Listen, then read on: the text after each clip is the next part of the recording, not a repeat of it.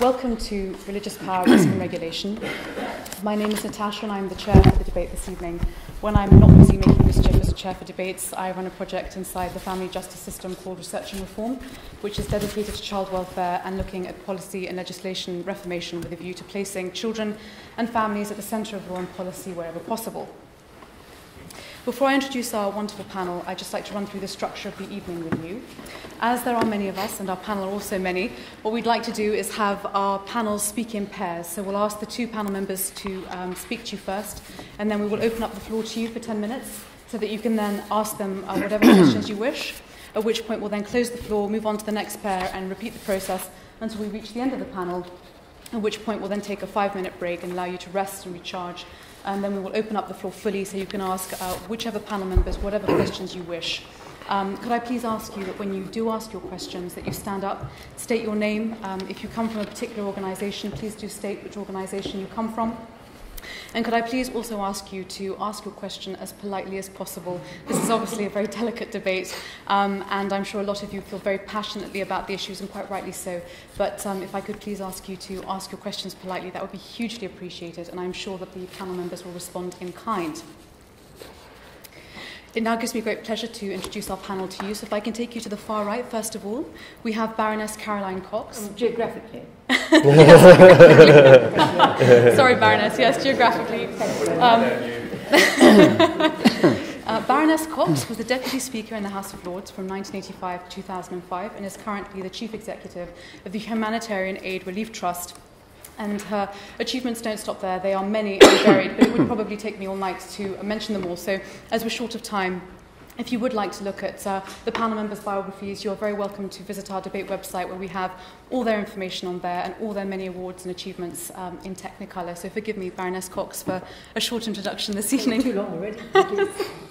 Next to Baroness Cox, we have Danny Sullivan. Danny is the chair of the National Catholic Safeguarding Commission for England and Wales, and makes frequent visits to the Vatican to see the Pope. His most recent visit included taking survivors of child sexual abuse to meet Pope Francis in person. Next to Danny Sullivan, we're supposed to have David Greenwood, but I will start with David and move back to Dr. Al-Hussaini. But David Greenwood is an award-winning solicitor at Switalskis and heads up their child abuse compensation team there, and he's also currently representing 15 of the Rotherham survivors. Next to David, we have Sheikh Dr. Muhammad Al-Hussaini.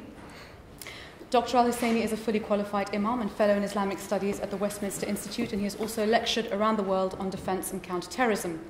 To my immediate left, we have Bishop Jonathan Blake, who leads the Open Episcopal Church as Bishop of Greater London and is President of the Society for Independent Ministry. He has innovated information sharing on safeguarding issues and is a leading campaigner for equal marriage. Next to Bishop Blake, we have Rabbi Jonathan Romain. Rabbi Romain is the minister for the Maidenhead Synagogue in Berkshire and has also received an MBE for his groundbreaking work helping mixed-faith couples. And last but by no means least, we have Satish Sharma, who's the co-founder of the Hindu-Muslim Forum, a platform which is dedicated to promoting religious harmony for the public benefit, and is often asked to represent the British Hindu community in his capacity as both the General Secretary for the National Council of Hindu Temples and Chair for the British Board of Hindu Scholars. I also happen to know that Satish is a highly experienced and very senior practitioner of yoga, so perhaps at the end of the evening we might ask him to perform the crane, which I gather is the most difficult yoga pose of all. To date, there have been over 70 child abuse inquiries in the UK, 67 of which have taken place here in England. In 2014, we currently have no fewer than 12 working child abuse inquiries, the most recent being the nation's independent panel inquiry. The independent panel inquiry has been tasked with looking at the extent to which state and non-state institutions have failed in their duty of care to protect children from sexual abuse and exploitation, and this includes churches and other religious denominations and organisations. This is an important aspect of the inquiry, not least of all because a significant portion of schools and children's care homes were under the auspices of religious organisations during the 1970s and beyond. But of the many inquiries currently underway, not one is specifically tasked with looking at child abuse within a faith context. The Archbishop of Canterbury acknowledged the scale of the problem in October this year, noting that child abuse was rampant within the Church of England. Since 2001, the Catholic Church in England and Wales has defrocked 52 priests for sexual abuse, and in between 2003 and 2012, 465 sexual assault claims were made against clergy members, though the actual number of victims involved remains unknown. Orthodox Jewish leaders in England, too, have been subject to scrutiny. In January of last year, a rabbi was filmed telling an alleged victim of child sexual abuse not to go to the police, and another rabbi was arrested for trying to keep a sex abuse scandal quiet, perverting the course of justice in the process. Of equal concern are the recent reports on child abuse in both Rotherham and Rochdale. Though not discussed openly for fear of creating deep racial divides, all of the perpetrators were from Pakistan, a nation whose identity is deeply rooted in its practice of Islam. It is no secret that the Quran has been held hostage in the past by pointed interpretations of its verses, interpretations which have been used to rouse anger, radicalize minds, and abuse women and children. This debate, then, seeks to look at how religious leaders are addressing what are essentially human rights breaches before them, their duty of care in ensuring child abuse is prevented and the most vulnerable members of our society are protected, and what we can do as a society to stem any racial hatred which might manifest itself from the abhorrent behaviour of a small minority who hide behind religion to commit their crimes. It now gives me great pleasure to ask Baroness Cox to open our debate for us. Thank you very much indeed. Can I point out there are some seats here for those who are standing. It's a long meeting ahead of us, so do please take a seat. And may I thank you very much for giving me the great privilege of opening the discussion today about matters which are indeed momentous, and about which indeed I care very deeply, as I'm sure all of us do who are here tonight, is why we are here. I'd like to thank Natasha and all those involved with convening us here this evening, and indeed I thank all of you who have come to share your reflections and concerns on these immensely important issues. Because can you hear me at the back? Well, if you can't and you still want to, you let me know. If you can't and you don't want to, it doesn't really matter. But my voice is going a little bit because I've been travelling a lot, so if you can't hear me and wish, please do let me know. And do come and take a seat. Don't stay standing because it's a long meeting ahead. There are seats the most inaccessible in the room, but do come and take one, please. Well, we've been invited, as we know and as we just heard, to discuss extremely sensitive issues of child abuse, sexual exploitation and violence, and related questions of abuse of power within religious settings. Debate around these issues has been very much, as we know, in the public consciousness, with the emergence over recent months of some deeply disturbing revelations of child and vulnerable adult sexual abuse, including the grooming scandals of children in the English towns of Rotherham and Rochdale, the uncovering of abuse, including some religious institutions and religious law courts, female genital mutilation, child marriage, and so on. The list goes on. These, together with other instances of some abuse, for example, in some churches, and highly publicised cases of celebrities with a track record of abuse, have led, indeed, to the Home Secretary's announcement in July of the independent panel of inquiry into child sexual abuse.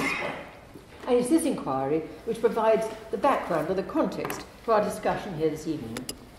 I know that there are some people here whose lives have been very much affected by the painful issues which will be the subject of the inquiry, and indeed this panel discussion.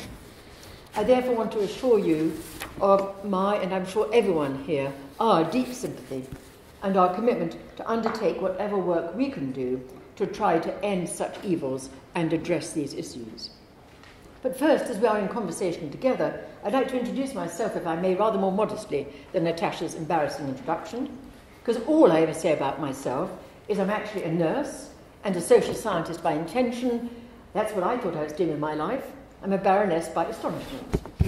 And I was not into politics. I must admit, I very much like politics. And I was so much not into politics, I was actually the first baroness I'd ever met. Didn't move in those circles. And it comes as quite a shock when you wake up one morning and find a baroness looking at yourself out of the bathroom mirror. But you say to yourself, what a privilege to be able to speak in one of the houses of the British Parliament, and how can I use that great privilege? And the thought came to me that it is indeed a wonderful place in which to be a voice for the voiceless. And over the many years I've had the privilege of being in the House of Lords, I've tried to use this and to develop it by commitment to work for victims of oppression and persecution in this country. So my early work was involved in supporting the very first act to outlaw FGM in this country way back in the mid-1980s. but increasingly also working for victims of oppression and persecution off the radar screen and out of the range of the media. In a wider context, I established my small NGO Heart Humanitarian Aid Relief Trust to reach forgotten people with aid and advocacy. And in that context, I spend much of my time crossing borders illegally and completely shamelessly, to be with victims of oppression and persecution who are denied access by aid organisations, by brutal regimes who are oppressing them. These are people working on front lines of faith and freedom. They include people of different faiths or none. I work currently in countries such as Sudan, South Sudan, Armenian enclave, Nagorno-Karabakh, Boko Haram territory in northern Nigeria, Burma, and so on. But back home, I become increasingly concerned about the predicament of some of our citizens, and especially women and children, suffering from religiously sanctioned gender discrimination. My response has been to introduce a private members' bill in the House of Lords relating to gender discrimination in religious mediation and arbitration services. But just to be open about my own faith, it's lovely to see people here from many different faith traditions, I should mention that I am, myself, a committed Christian, trying to respond to the biblical requirement to care for the poor and the oppressed, and always to protect the vulnerable from abuse by the powerful. But in this, I work very closely with people of different backgrounds and beliefs, and I count among my closest friends Muslims, Jews, Christians, and those who do not adhere to any religious tradition, but who all share a deep commitment to stand against injustice, persecution, and abuse. I believe that in Britain today, for far too long, we have allowed a culture to develop which has given power to unelected, self-appointed leaders who claim to speak for particular faith groups. I'm particularly concerned, and this is the focus to some extent of my private members' bill, the growth of Sharia courts or councils in this country, which impose inherently discriminatory gender discriminatory policies, which are causing great suffering to many women and children in our country. Moreover, they operate in ways which pose a serious threat to that fundamental principle of liberal democracy of one law for all. Their rulings undermine the fundamental rights of many women and children in this country to such an extent that one Muslim lady said to me with passion, "I feel betrayed by Britain. I came here to get away from all of this. It's worse in this country than it was in the country I came from." My friends, many of these women live in very closed communities. They're not able to to seek help from outside legal and professional sources on the grounds it would bring shame onto their family and their community.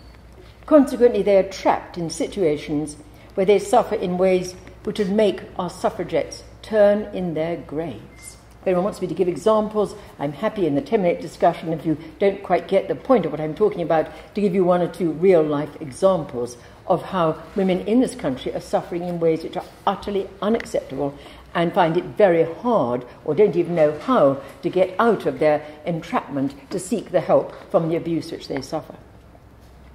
Well, we're here to consider how we in this country, with our heritage of democracy, have allowed situations to develop where we abandon the human rights of vulnerable brothers and sisters from particular faith backgrounds and allow the growth of completely unelected representatives, so-called faith leaders, who seem to collude with practices such as child marriage and so-called honour-based violence, indeed honour-based killings. The public inquiry, which I hope very much will have the force of statutory inquiry, is an opportunity to uncover and address a wide range of abuses which have damaged the lives of many vulnerable children and women, and men too. I'm sure you're all aware the terms of reference to the inquiry state its aim, I quote, "to consider the extent to which state and non-state institutions have failed in their duty of care to protect children from sexual abuse and exploitation, to consider the extent to which those failings have since been addressed, to identify further action needed to address any failings identified, and to publish a report with recommendations." Well, in his opening remarks, I'd just like to make very few comments on that. First, I'd like to express my support for those organisations representing the survivors of abuse, who have called for the inquiry terms of reference to include vulnerable adults within the meaning of the law, as well as children. In the context of abuse scandals affecting vulnerable young people who are of majority age, but who experienced abuse within religious schools, courts, and honour-based and honour-related exploitation, we see again and again the terrible pressure, damage they have suffered, often for long periods of their lives. Safeguarding legislation on the statute book invariably applies to both children and vulnerable adults, and that, I think, should become part of the terms of reference of the inquiry. I'm also deeply concerned by the influence of so-called multiculturalism, which, associated with political correctness, has encouraged an ethos where those in authority and with responsibility for upholding the law of the land and protecting the vulnerable have at times failed to fulfill their obligations for fear of upsetting local religious or community leaders. I believe we must move beyond the situation where deference to so-called cultural differences has been allowed to override the implementation of the law of the land.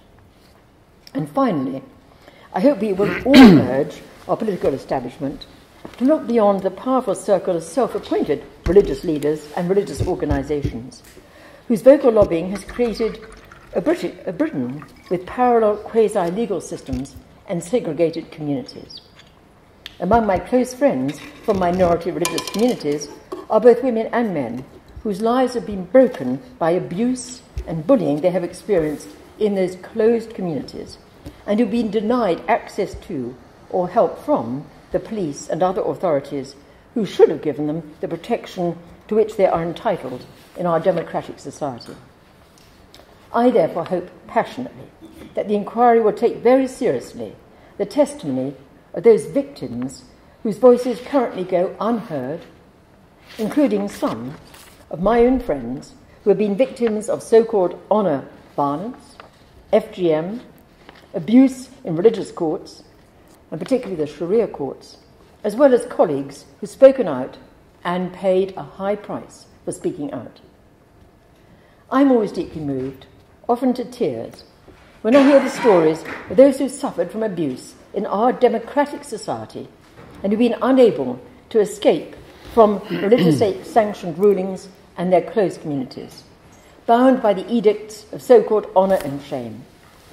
I hope that their voices, indeed some of you here, your voices, will be heard, and that we can work together to make sure that this country is one where the weak and the vulnerable will be given the dignity, the protection, the respect which we owe to them and to which they are entitled of being citizens of this land. So it's a privilege to share some of the pain and the passion with you tonight. Thank you.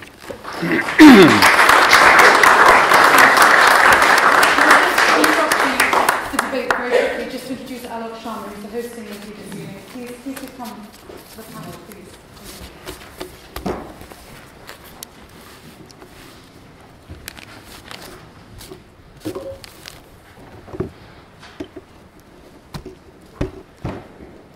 Danny, would you like to speak next? Yeah.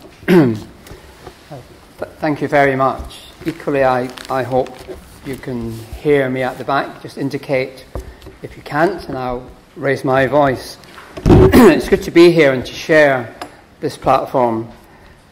The Catholic Church has no glorious history in this field of safeguarding.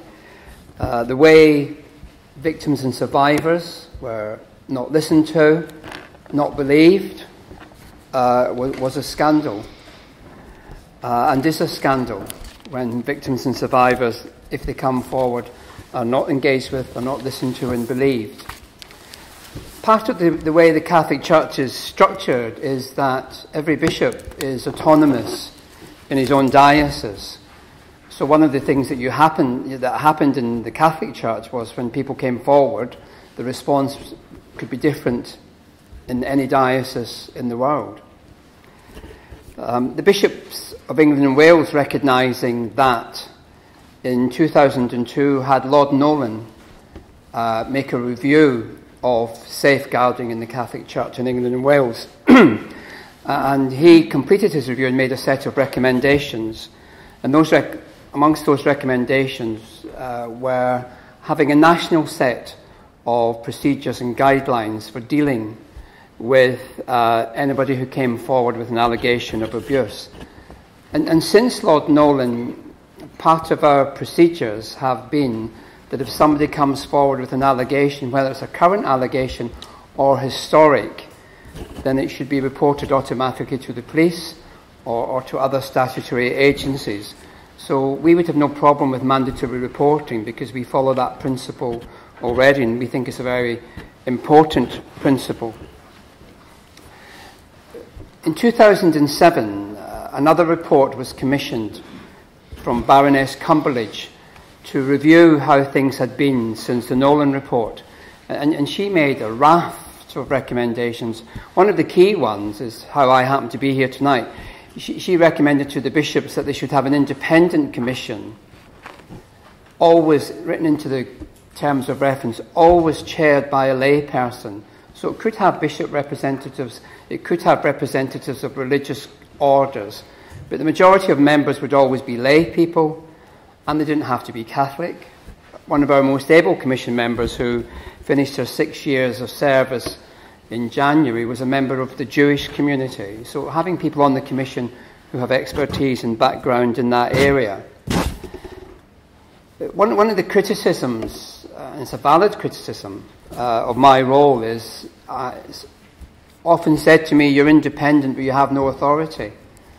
And that's very true. I'm independent, but I have no authority over any individual bishop in his diocese. So I'm actually in the same position as the Cardinal Archbishop of Westminster, who's often mistakenly referred to as the leader of the Catholic Church in England and Wales. He's not. He's the president of the Bishops' Conference, and he has no authority over any other bishop in England and Wales. That authority comes from the Papal Nuncio. So, I mean, that's just the maverick's nature of the way the Catholic Church is structured, and it can be quite frustrating at times, and I just have to move within that world. But since Campbell-Taylor, we've strengthened our national procedures and guidelines. In the last 6 years, every diocese has been audited twice to see how they are implementing procedures and guidelines. They have a report, and then they have to deliver an action plan, and then the action plan has to be monitored as to its effectiveness. There are clear criteria for the appointing of coordinators in the 22 dioceses in England and Wales. They, on the whole, if we can, have to have people, if the resources are in the diocese, who have qualified experience in the world of safeguarding. The chairs of diocesan commissions have to meet particular criteria. And we actually, up until last year, had 3 dioceses that were not conforming with that, and they are now. It was made very clear why they had to conform with that.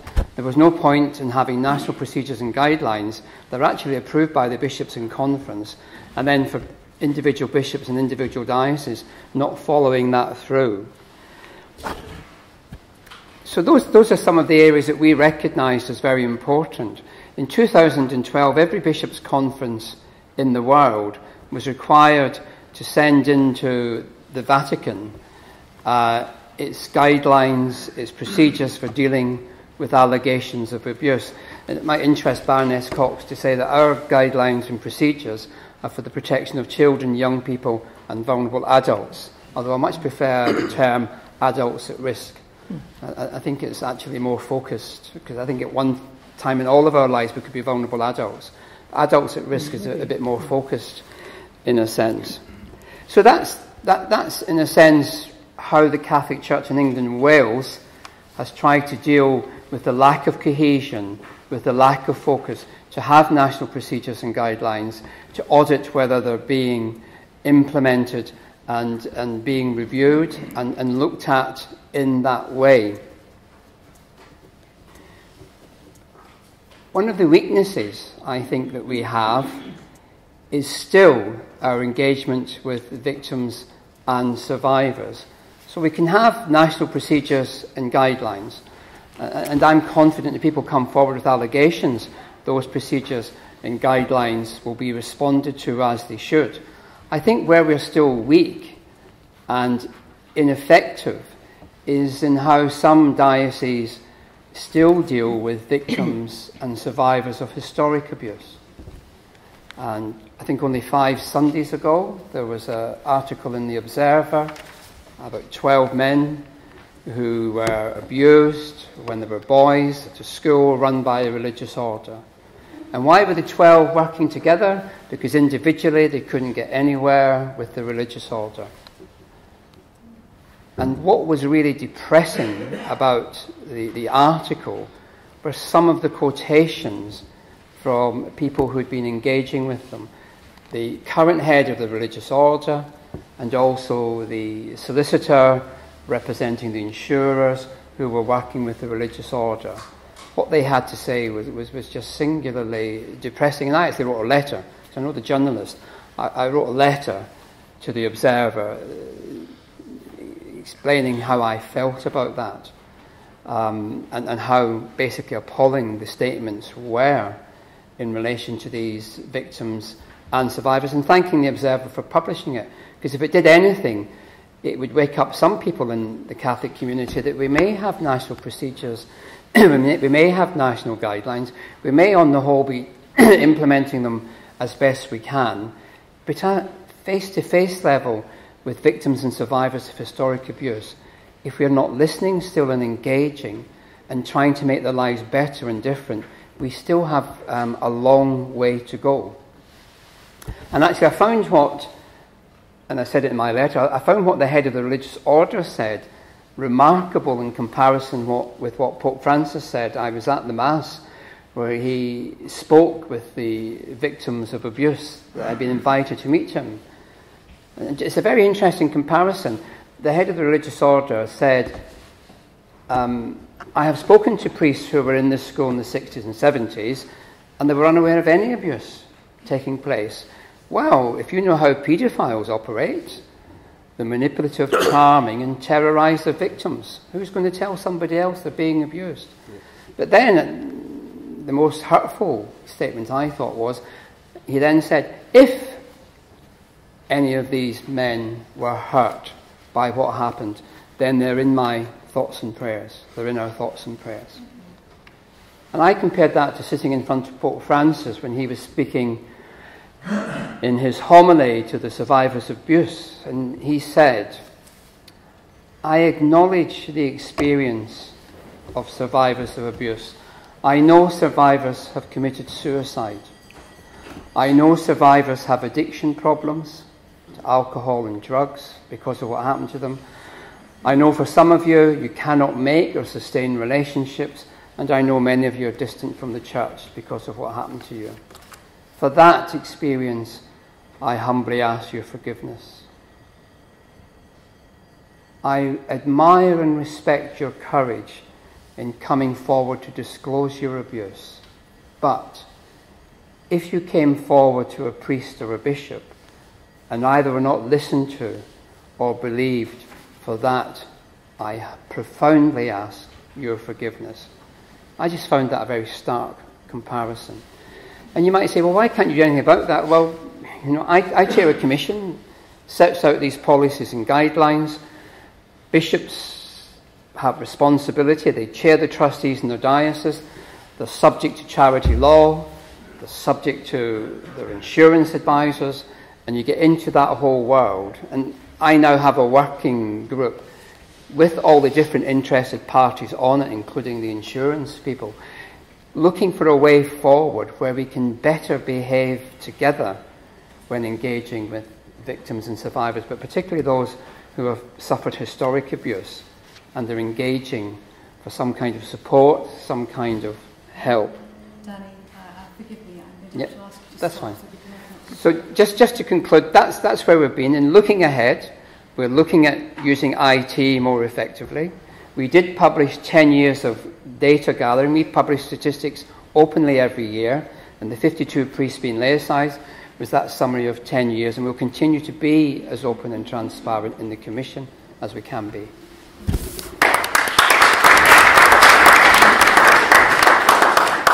Now you can talk to 10 minutes. If you'd like to Danny or Baroness Cox questions, please do. Please raise your hand. Yes. Danny, I thought that was a great delivery.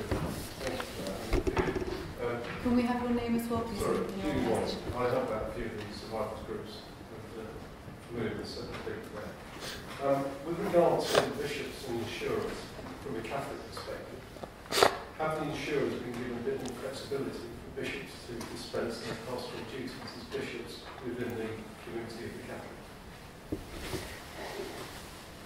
I think the tension in that situation is, I would say 9 times out of 10, the bishop being instinctively pastoral, but being advised about whether he could meet a survivor or a victim one-to-one because of issues about liability. I, 9 times out of 10, come down on the side of being pastoral,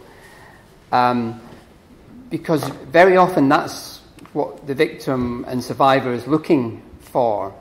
And actually, I'm looking at David, I think very often we have victims and survivors in legal situations is because somebody would not sit with them face to face and simply apologise.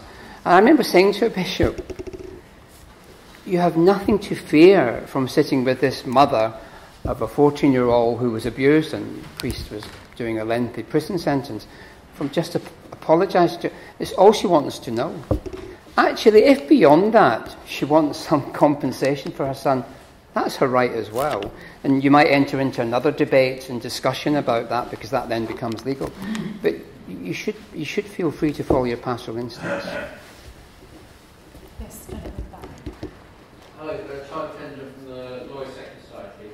Can I just ask, is there a recognition? I imagine the answer will be yes from Baroness Cox, and thank you for the work you do on Sharia councils and all that subject.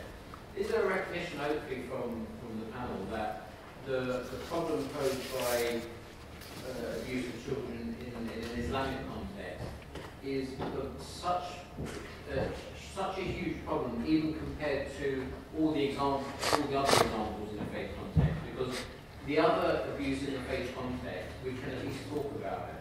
We can talk about the clergy, we can talk about the problems of the Catholic Church.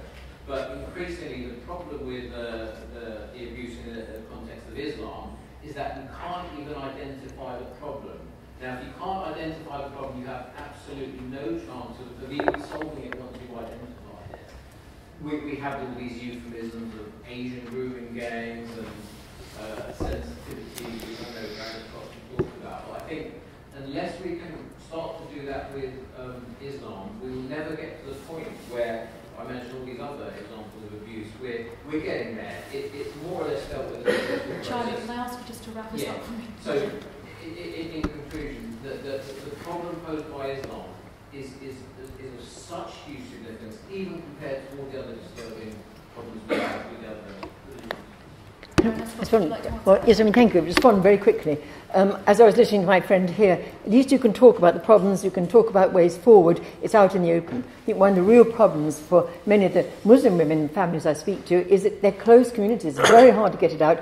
And just on the question of children, for example, in many of the Sharia rulings, if there is a divorce, the automatic treatment as far as children are concerned runs right against the policies of the law of this land. According to the law of this land, in a divorce, the child custody should go to the parent in the best interest of the child. The traditional Sharia ruling is that the father gets automatic custody at a certain age. And a lot of those children are really suffering. And very quickly, one other point, could give so many, but some of the Muslim women I've been talking to lately describe how in their very closed communities there's a lot of polygamy. There's a lot of divorce, asymmetrical divorce. The man can just divorce the wife very often by saying, I divorced you 3 times. The women have a much more difficult job getting a divorce.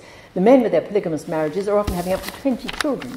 Now, those children are going to have dysfunctional families, going to be on the streets of our country without proper families and homes and good relationships, and are going to be both, A, unhappy kids very often, but B, very, very vulnerable to extremism and radicalisation. Serious issues, but they're not out in the public domain. And so I do take your point. I think these issues that we need to talk about as much as we talk about the abuse in other faith traditions. Pete Saunders from the National Association for People Abused in Childhood, and one of those privileged to meet the Pope in the summer with Danny. But could I ask Danny, when a Catholic priest is laicized, does the church still have responsibility for that person, or is that the end of the relationship? In other words, what happens to the priest, whether he's been convicted or otherwise, but he's laicized? What happens next? I think across the world that genuinely varies, and I think it's an important point, because there could be a view, the priest gets laicized and the church should have nothing to do with them because of the abuse as a paedophile. But I think there's another view is emerging, that if you just don't do anything when they're released from prison and don't have any sense of responsibility for them, then they might just be loose cannons again in terms of coming back into the world. I know some dioceses in the United States, if a priest is imprisoned and is released, they have an option.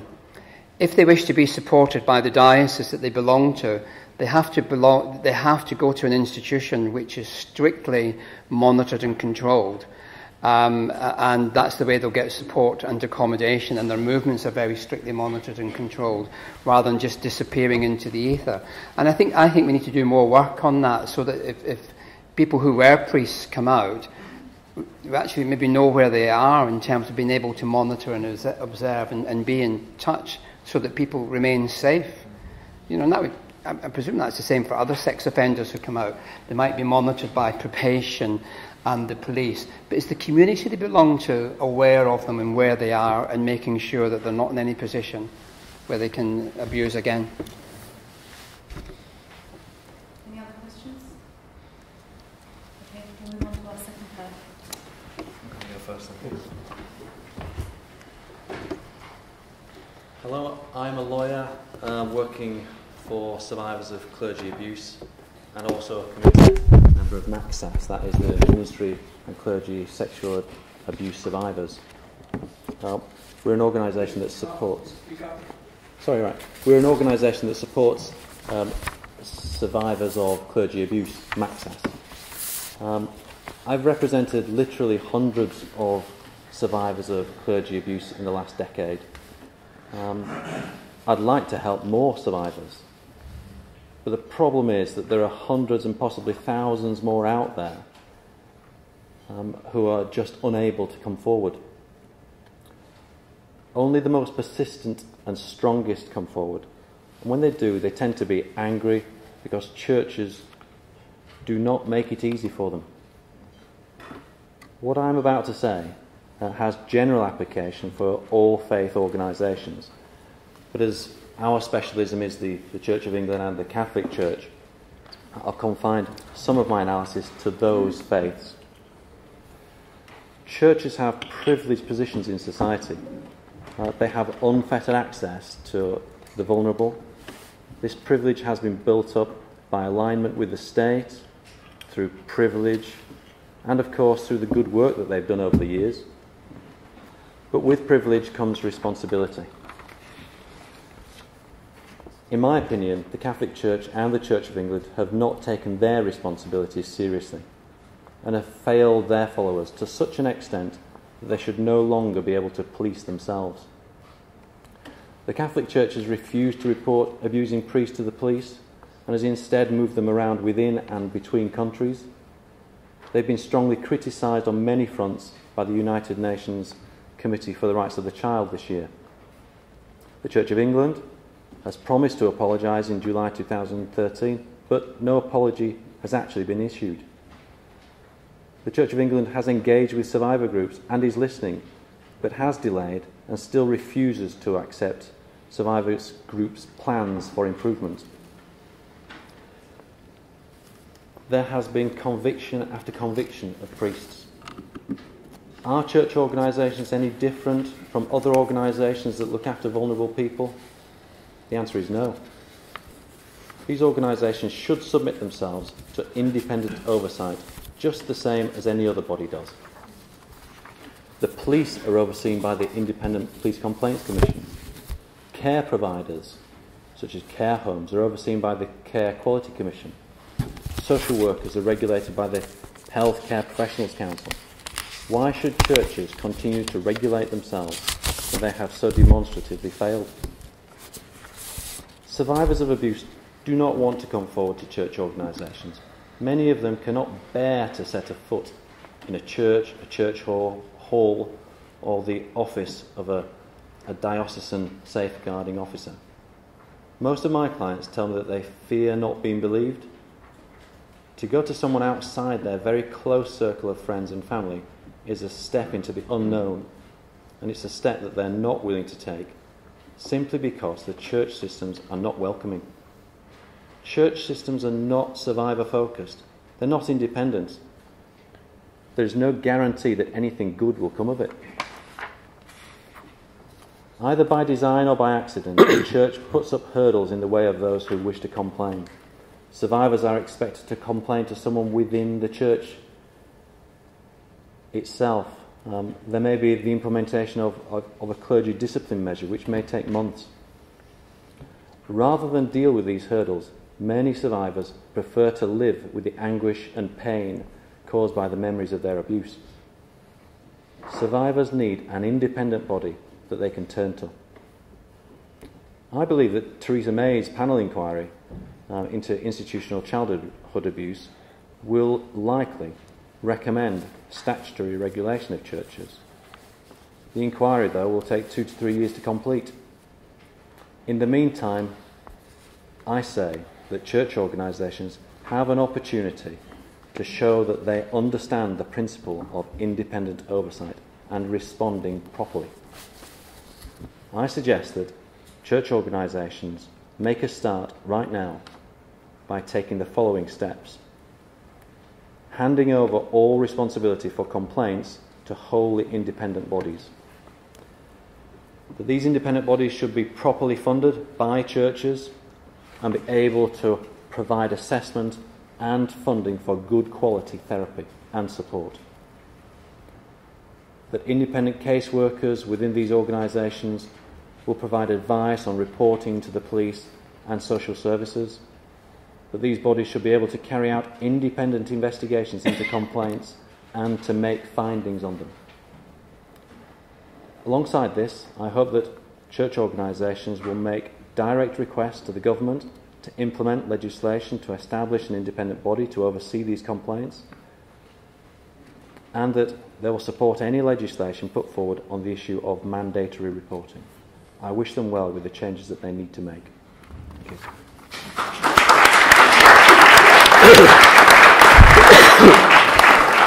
Dr. Al-Hussaini. Thank you.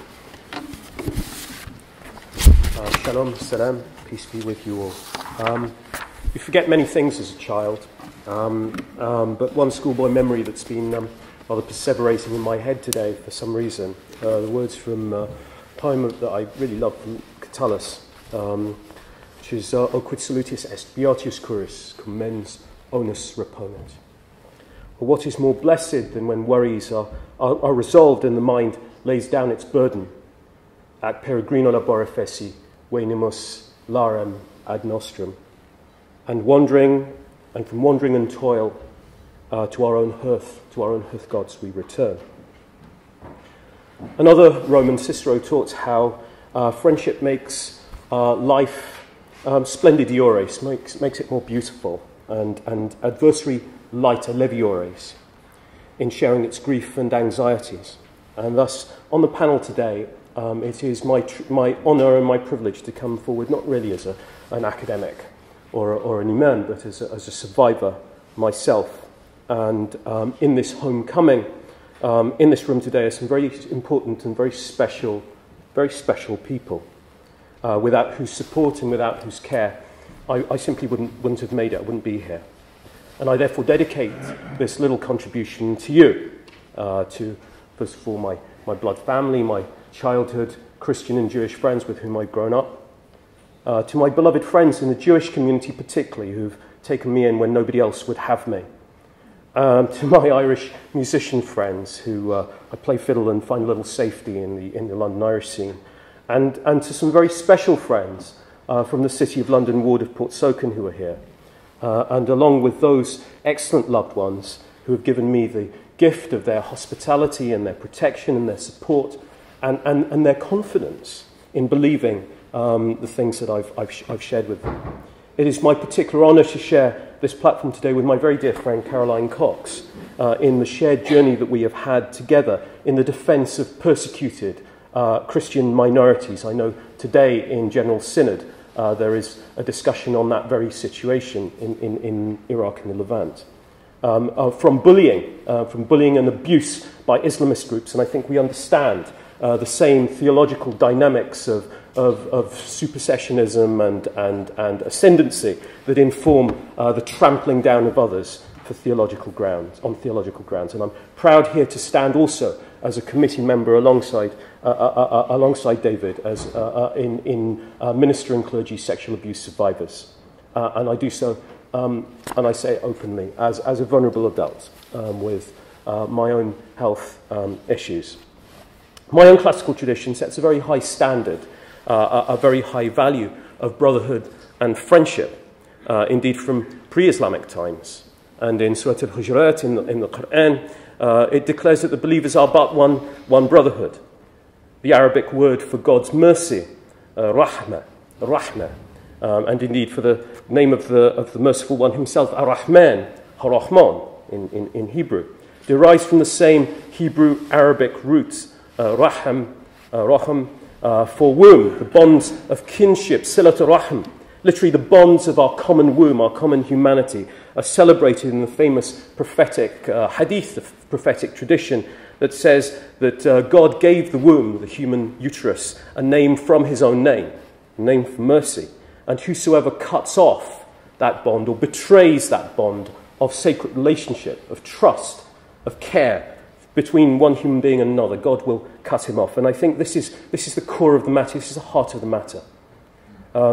Matthew's Gospel in chapter 22, verse 39, calls agape seis ton plesion suhosiaton, that you love your neighbour as yourself.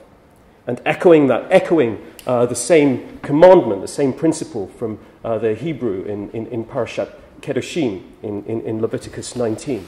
And we do so, ki gerim haitem be'eretz Mitzrayim, because you too were strangers. You too were strangers in the land of Egypt. We've all been lonely. We've all turned to others for affection. And the betrayal of those natural bonds of human relationship are fundamentally damaging to our very humanity. And therefore, I believe that this abuse inquiry, and indeed this conversation, offers us a once-in-a-generation opportunity for a national conversation about abuse within churches and other faith community contexts, Muslim contexts, particularly Muslim contexts, and for us to offer shine a light upon an internal culture of abuse and exploitation which blasphemes against God himself. We need to speak with honesty and transparency about the theological motivations behind abuse. We owe it to the victims of abuse, and I say it today, and I absolutely will, without any fear, and regardless of bullying. In the settings of the grooming scandals of Rotherham and Rochdale, there are Islamic theological determinants in the particular extremist readings of particular Islamic sources that have led to the perverse view by some that Britain and the West are Dar al-Harb, the abode of war, wherein under particular juristic terms, juristic conditions, non-Muslim women are jawari, or captive, bonded women. You can't say that, Muhammad. Well, I just did. And given that clearly, theologically, not racially motivated language of speaking of kuffar, of kafira, of unbeliever women, have informed the language that we've seen in Rotherham, we need to recognise the theological determinants to all kinds of abuse within my community and within other communities, because to not do so is to betray God's children. Sexual abuse in churches and religious institutions of children and vulnerable adults never takes place in isolation, but rather represents a wider problematic dynamic which is extant in particular faith communities and which my colleagues know rather well. My background was in medical life before I trained as an imam, and it was something of a shock to me coming out of an environment of free speech and robust debate such as we have in this house, the heritage of our country, to an almost medieval environment in required deference, where a kind of medieval bullying and silencing of dissent was almost normative. I need to put this into a practical academic context. So, for example, in the context of theological disagreements or criticisms of unethical behaviour of other sorts, we found, for example, my colleague Dr. Gareth Jones, Dr. Kurt Anderson, when they expressed concerns about the behaviour of David Ford, the head of the Cambridge Interfaith programme, they experienced pressure upon their academic lives.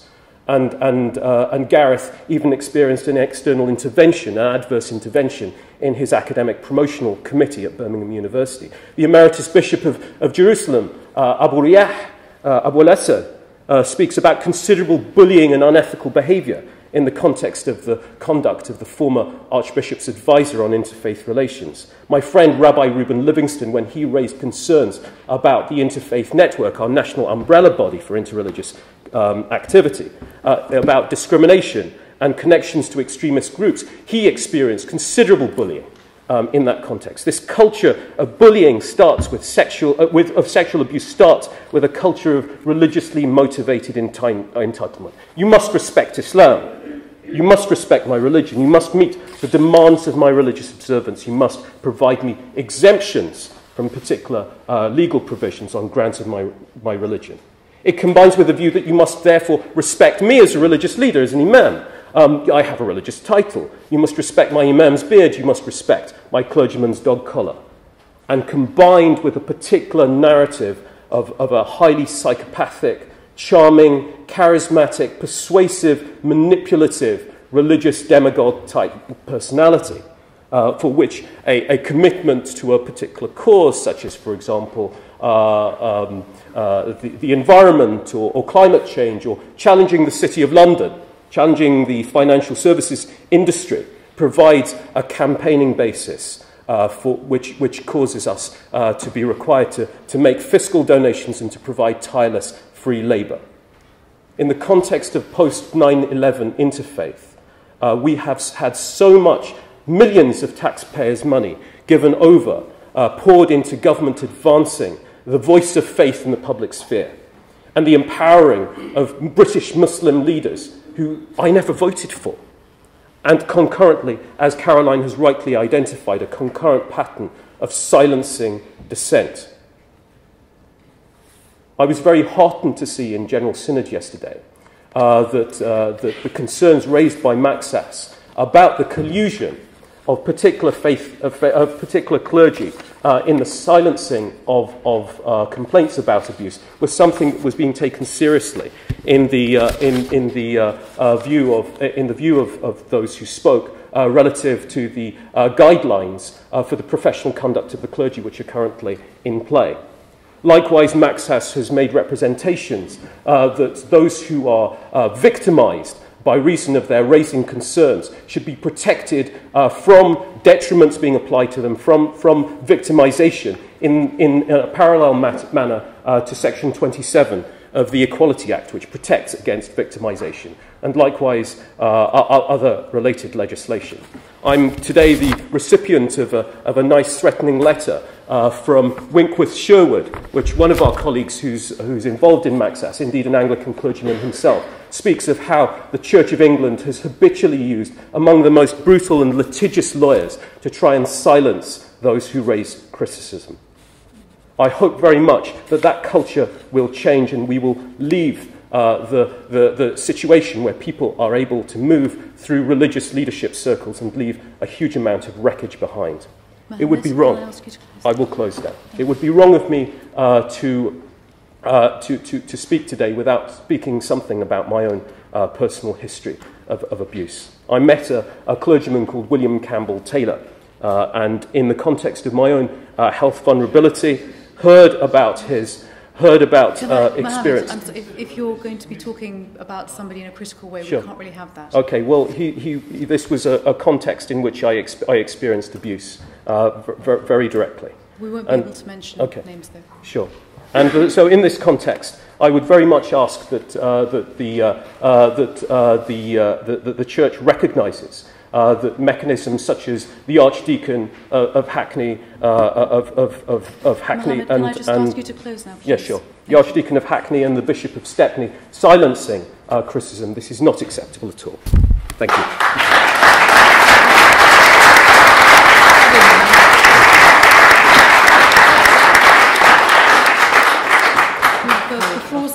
you'd like to ask these two panel members questions. Yes, gentleman at the back. Charlie.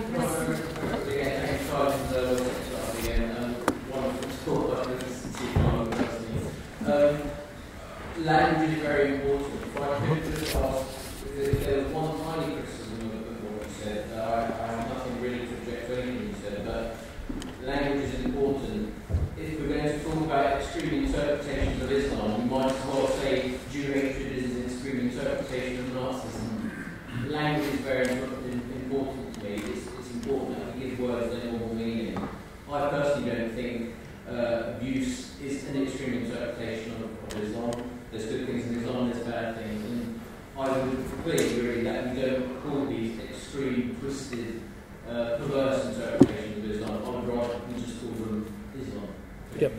I take your point, and it's absolutely correct that the Abrahamic religions, all of them, contain within the structures of their texts, within the narrative of their text, positive guidance to us in relation to ethical behaviour, but at the same time endorse things like slavery and genocide in various chapters. We look at Deuteronomy chapter 20, we look at the sword verse, the Ayat al-Sayf in Surah 9:5. We talk about interpretations. These are valid interpretations, and those who go around saying that ISIS is not a Muslim organisation are simply not telling the truth. So I take your point. I think it's absolutely wrong, however, that in any situation where we're able to discuss these things in an open forum, that any restriction should be applied to our ability to discuss matters of concern.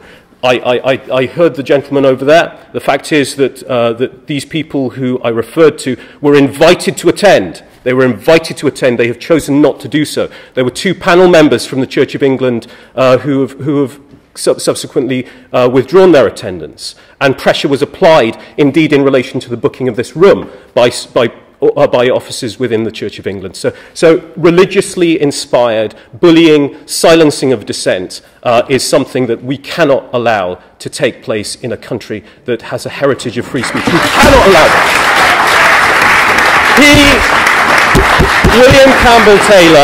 William Campbell-Taylor asked me for a blowjob. Mohammed, and that is the reality of what happened. Mohammed, can I stop you, please? Thank you. Gentleman at the back, yes. please. Two small points. One is the question, and one is for Mr. David. He's very right that the two different types of abuses happening in England. One is done by the church, and the other is done by Islamic students. They are not clergy. Definitely Islamic clergy is not doing what you are talking about Christians. And your point is very right that we should have a regulatory body. We should be independently regulating the bishops and other things. But about the Islamic thing, Sheikh Saab, I'm Hindu, but majority of my friends are Muslims. They're very peace-loving, nice Muslims. They are also sick of this ISIS kind of ideology. They want reforms in Islam.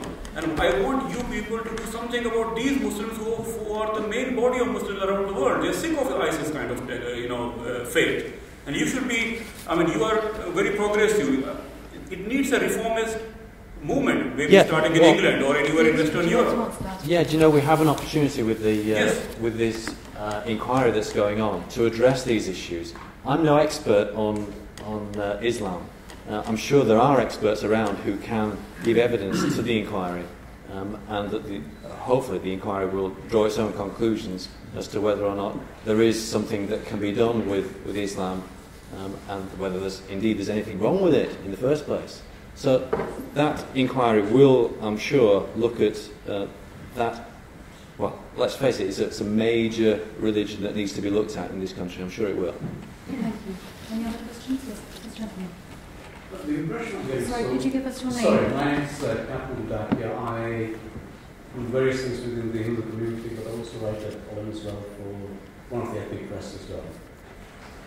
The impression I'm actually getting so far is that it's almost as if religious rights come before human rights. Yes. Have Yes. we got that the wrong way around now? Yes. Which of you gentlemen would like to answer that? Yes, you're absolutely... Oh, sorry. Please, no, please go for it.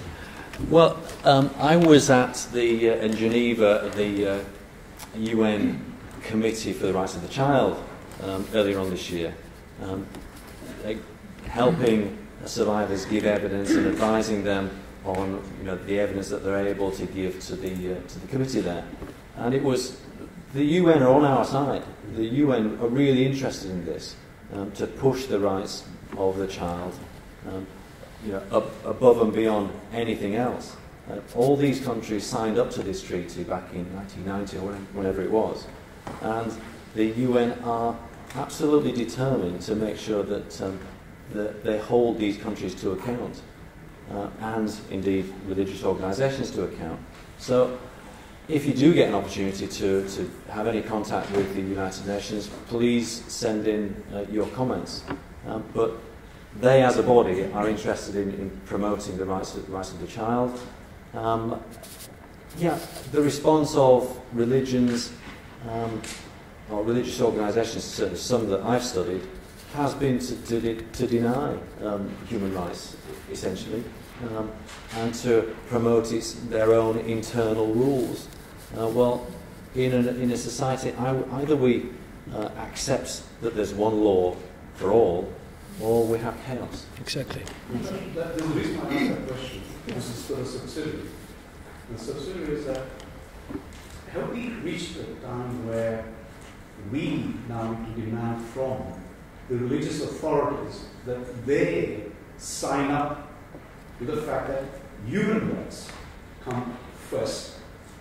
Because it's almost as if that a lot of these interfaith networks have been created in order to create hurdles or to abdicate that responsibility. Exactly. And therefore, millions and millions are going through the government coffers, but we're not actually getting to the human rights, which is the core issue. And maybe we need to get these people off the fence and say, where do you stand? Let's get the Archbishop to say, are you going to stand up to this motion? Do we need to actually have an end product of today that says, this is a motion that we believe in, who's going to stand up to it? Muhammad, would you like the language has always been one in interreligious contexts of trying to enforce codes of conduct that require respect without actually defining what respect is, which means actually silencing criticism if you criticize a religious body on religious grounds. And likewise, I'm caused to recollect Danny's comments about the kind of language that's been used to try and calm down these troublesome complainants. In Islamic context, we have the word fitna, somebody who's causing dissent and a bogus kind of unhappiness because of the concerns that have been raised. My chair was in fact confronted by a member of the congregation in the context of her abuse, in which she was confronted saying, you've just destroyed this community because you've created dissent.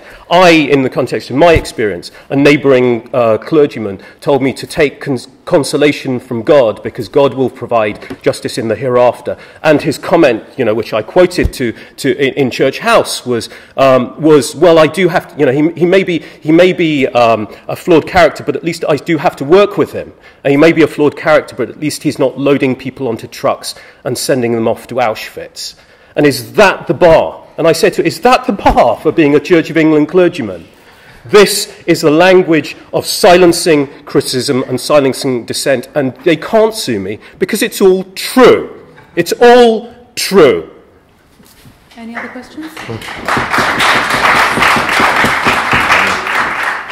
My name is Kevin Snell. I'm a missionary in the United Reformed Church. I just want to say, Muhammad, my heart goes to you on the pain, and I think everyone will just agree that we need to speak about these things. David, I'm interested in your suggestion, your invitation to the churches alongside the Episcopal Church, along with the non-conformist churches, this invitation to almost get ahead of the legislation and do the right thing. May I ask if you've actually gone through the hierarchies of the different churches and made that offer? I mean, do people know about what you're asking? Yes, we have. We've had 3 sets of discussions with the Church of England head of safeguarding in detail on all this.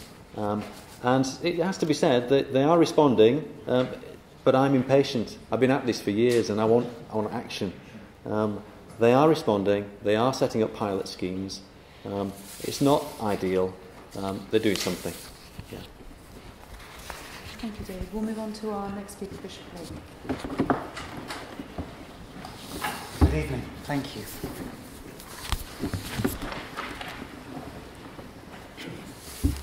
Mick Farren in Dark Lost wrote, "The only consistent purpose of human religion is as a cover for the most bestial excesses of mass homicide, torment and atrocity." Chilling religious images haunt us. Christy Barmu from Newham, a metal bar thrust in his mouth, his teeth shattered, his ear torn, drowning in freezing water on Christmas Day because his family feared he was a witch. Scotland Yard has dealt with 27 witch abuse cases in this past year. Nimco Ali at 7, joining the 170,000 women in the United Kingdom who have had their genitals mutilated, and the 3 million men whose foreskins were severed as babies. Lady Butler Sloss telling Phil Johnson not to raise sexual abuse allegations against a bishop because the press would love it, while 800 baby skeletons lie at the nuns' home for single mums in County Galway, and harrowing accounts of torture, cruelty and sexual abuse by priests appear in commission and inquiry reports. God TV, with 951 million viewers broadcasting on Sky and Virgin, preying on the vulnerable, promising miracles of healing and prosperity in return for conversion and cash. Juliet D'Souza, who claimed to have spiritual powers to work miracles, being jailed for 10 years in June for obtaining over £1 million by her deceitful ploys. Holy Trinity Brompton, promoting the Alpha Course through quaint parish churches across the land that over 2.5 million people have attended in the UK alone, that teaches miracles of healing, the uttering of unintelligible sounds, and a divisive social message.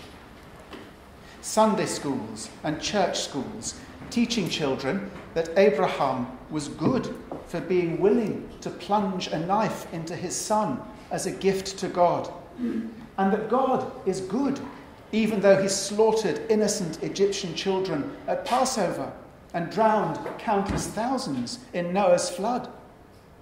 Jehovah's Witness parents refusing to allow their baby life-saving surgery and transfusion so that Judge Kean had to rule that Birmingham Children's Hospital could proceed against their wishes. Celeste Jones detailing the abuse in the cult Children of God, where prayers of thanks were said after sex with child members. These just a sample from the many. If then we dig behind such shocking images, we uncover a religious culture that ensnares so many others, not in a manner to hit headlines, yet with the power to ravage countless lives.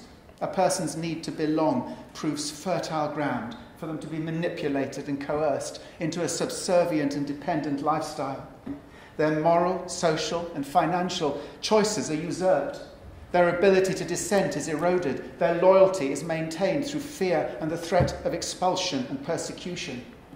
Reverend Steve Chalk is one high-profile example of what happens when your religious group believe you've put a foot wrong. He has devoted much of his life to evangelical Christianity and founded Oasis, a charity working on 5 continents and in 11 countries. And it's been expelled now from the Evangelical Alliance because he supports equal marriage. And the problem in all of this is the lack of regulation. Religion is allowed to infect ordinary minds, colonizing them and infusing them with fears, phobias, and paranoia. Rational thinking is replaced by superstition and magic. Fact-based education is undermined by emotive belief, leaving the individual susceptible to the whims and wiles of religious leaders and society at risk of extremism.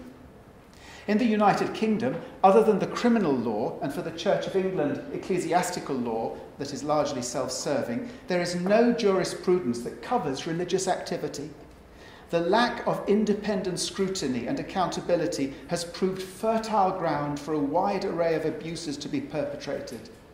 Developed denominations have advanced structures of vetting and supervision, but none effective enough to prevent the serial abuse of thousands. And the reason lies in the nature of religious believing and the relationship this engenders between religious leaders and their devotees that are intrinsically abusive. Once others regard humans as the conveyors or mediators of divine truth and instruction, they can gain a totalitarian position of authority and influence over their followers, and this provokes transgressive dynamics. The systemic corruptibility produced has been potent enough to pervert or facilitate even the most educated, privileged and finest minds within the Anglican and Catholic Church, including bishops and cardinals. And further alarm is found in the smaller religious jurisdictions, where uneducated, untrained and unsuitable individuals, even those with criminal convictions, can raise themselves overnight to be priests, bishops, archbishops, cardinals and metropolitans, and present themselves in society with impressive websites offering ministry to an unsuspecting public. And if you point this out, people are incredulous that this is permissible, that no law is being broken. Where, they ask, is the licensing body, the public watchdog that oversees religious ministerial activity, that validates the cleric's credentials, that can reassure the public that they're dealing with a bona fide individual? There is no such facility. Where religion is concerned, it seems in the UK, people can claim any title, any position, create any church, any religious group, offer any ministry and propagate any form of belief, as long as it does not infringe the criminal law. And this, as we've heard, allows charismatic, opinionated, domineering, disturbed and controlling characters to gain access to the vulnerable, to children and to the families, and to inveigle their lives without any third-party assessment of the consequences. And the consequences are pervasive and dire. Radicalization is a term frequently applied within the Islamic community. However, its deleterious effects are ubiquitous. In accommodating religious observance within the educational system and in public life, our society exposes the public to a constant drip feed of radicalization. It's true that empirical and fact-based learning has built up an immunity against religion in most. However, a significant number are affected, especially the impressionable young. And at the most extreme, their behaviour possesses them to surrender their own life or to take another's as a religious ideal. And when a knee-jerk reaction is to associate such tendencies with Muslim jihadists and suicide bombers alone, we betray clear signals of an intellectual and political bias that prevents logical analysis. We have to reappraise Christian culture, lay bare its tenets. We must place a spotlight on the central teaching that the Christian God was willing to send his Son to die. The complicity Christians display with such a heinous concept is alarming, teaching that it is an expression of love and grace. This is so far out of step with enlightened society that would regard a parent planning to send a child to his death as criminal abuse. It's a central dogma that's resulted in many martyrs, passive ones who've laid down their own lives as a religious ideal, the murderous, beheading, slaughtering ones of the Christian Crusades, and the present more sanitized version of our armed forces, backed by Christian prayers, engaging in some military actions that have had dubious legal or moral validity. Christians cannot escape their share of culpability for spreading the ideals of martyrdom and religious violence. It's true that pretty gold trinket crosses and lining up to receive Mass seem far removed from blood, but that's because we've become desensitized to these visceral themes that work subliminally. In addition, their undercurrents prove malignant and obstructive in society generally.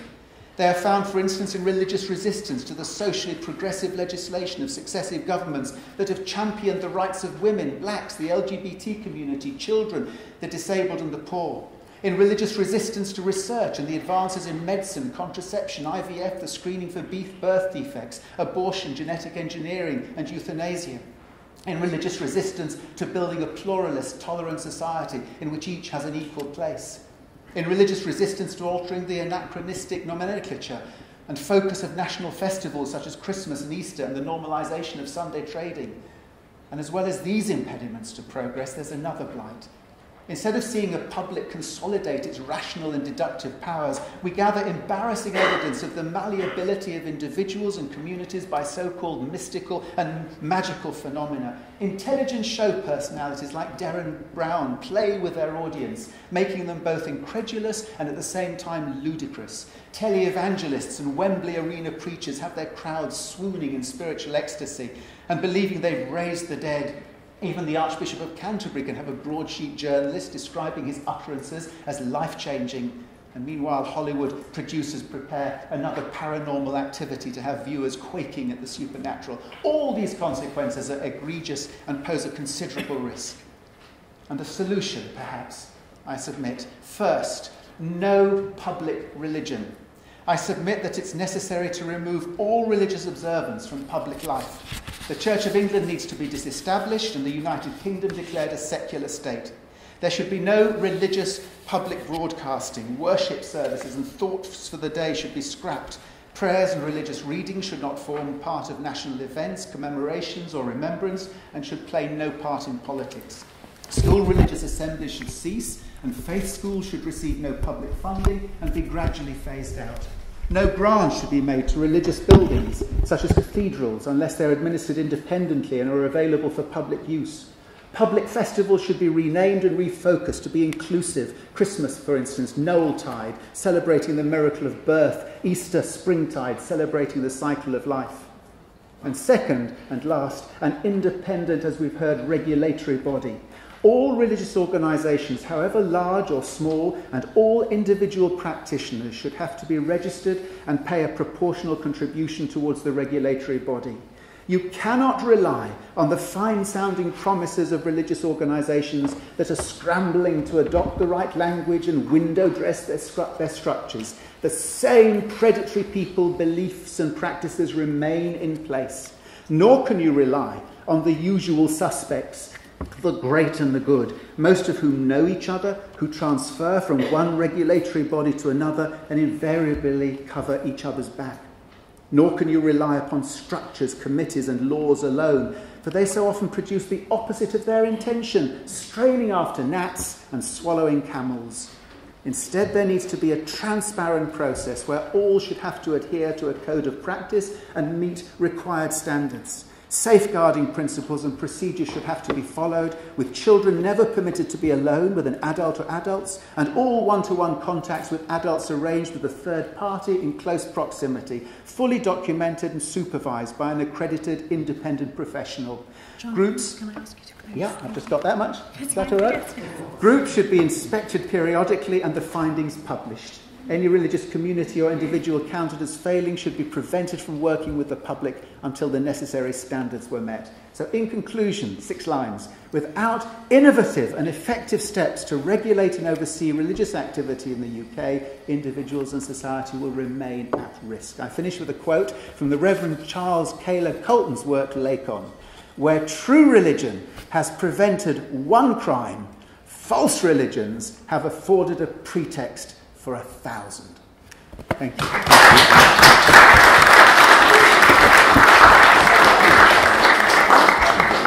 Rabbi Romain? Just to answer a question that's already come up from the floor about human rights. Human rights are the right to be human, and that includes being free from any form of abuse, mental, physical or sexual, and religious rights should be reinforcing human rights, not departing from them. Now, I was pretty sure... Don't let me stop you. I was pretty sure that by the time it came to me, most adjectives would have been used up: sickening, appalling, abhorrent, and so forth. But of course, the real work is not to express condemnation, but to analyse fault lines, institutional fault lines. And this debate, and I'm a bit embarrassed to say this debate's already, to my shame, achieved that in part because when I was first invited, and this is the shame bit, to come on this panel by Natasha, my first reaction was, oh, what's this got to do with the Jewish community? Church of England, yes, Catholics, yes, but not my lot, surely. Yeah, I know, daft. But within a second, I promise you it was a second, I realised I'd fallen into the trap. The trap that so many people fall into, thinking, yes, it's awful, but nothing to do with me, that couldn't happen in my backyard, it may happen with them, but not my lot. And of course, the moment we say that, then we allow child abuse to flourish, because of course it can happen in anyone's backyard, including my lot, British Jewry. And I can quote you numerous texts from the Bible, subsequent rabbinic literature about the rights of individuals, the care we need to give to children, which of course are echoed in other faiths. But that doesn't mean to say that real live Jews don't break those rules, including those in positions of religious authority. In fact, I've got a rabbinic friend at the moment who is absolutely distraught because their father is under investigation for possible child abuse, and he tells me he's a lovely man, kind man, long record of public service, and he couldn't possibly have done it. And although I'm being supportive, because he may indeed be innocent, at the back of my mind, I can't help thinking how irrational that person is being. Because we know that the guilty include those who no one suspected at the time, who maintained a position of respect in society, but who could also be abominable in private. And so, why should that not apply to that person's father? Or my father? Or your father? We have to accept that. And by saying, it's impossible, we are guilty of potentially aiding the cover-up, whereas we should be saying, I hope it's not possible, and be ready to face the truth that emerges. Now, that would apply to whatever position a person held, but we, of course, are focusing, at least I am, on faith groups, and that brings two problems.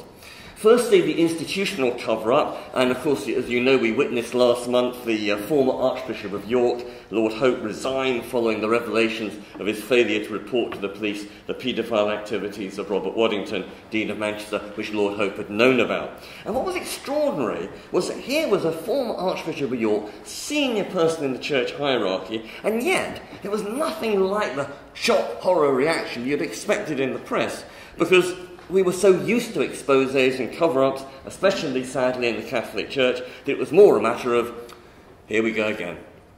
Now, although I can't cite more than a couple of instances within the rabbinic world in British Jewry, I can tell you there are some minor communities within Britain which are very insular, what you might call the ultra-Orthodox or Haredi, who keep to themselves, sort of almost the Jewish equivalent of the Amish. And there's a sort of internal pressure to conform and maintain group identity, a strong tendency not to report misdemeanours to the civil agencies, be it child abuse or rape or adultery or whatever, because that is seen as letting the side down, and it should be dealt internally, such as being sent to a different community, say from London up to Gateshead. But, of course, that means they're effectively able to go on committing abuse elsewhere. And what's just as bad is that if the perpetrator is exposed and taken to court and found guilty, within that closed society, blame can be sometimes attached as much to the victims who reported it and, quote, shamed the community, and they themselves can be ostracised.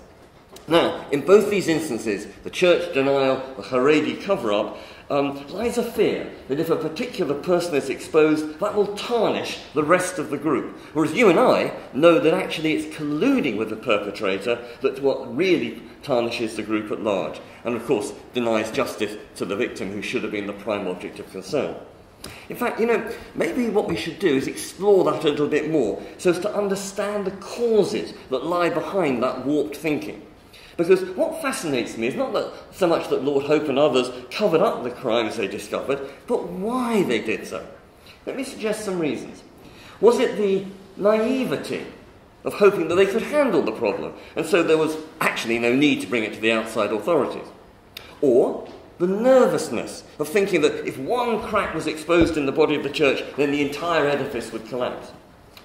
Or was it the hubris of reckoning that, on balance, the church did more good than evil and therefore should be excused some failings here and there?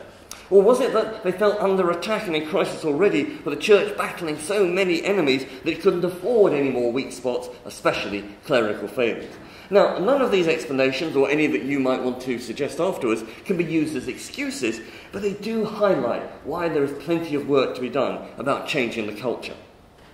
And the other major problem, the second one I referred to, is not just the obvious problem of tackling child abuse in the religious community, but actually, and this is contrary to what some other people have said, it's how to keep going despite it.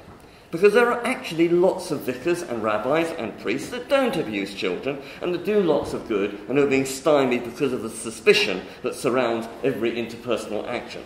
And so, as it happened in my synagogue 3 years ago, all classrooms and offices, we had chains, we put windows in the doors so that anyone could pass by and check that nothing untoward was going on. In fact, I always leave my study door open nowadays whenever doing one-to-one interviews so that there can be no suggestion of impropriety. Now, that's not a problem in itself, but I do rather dislike the implication that being alone with someone is now sort of potentially dangerous for them.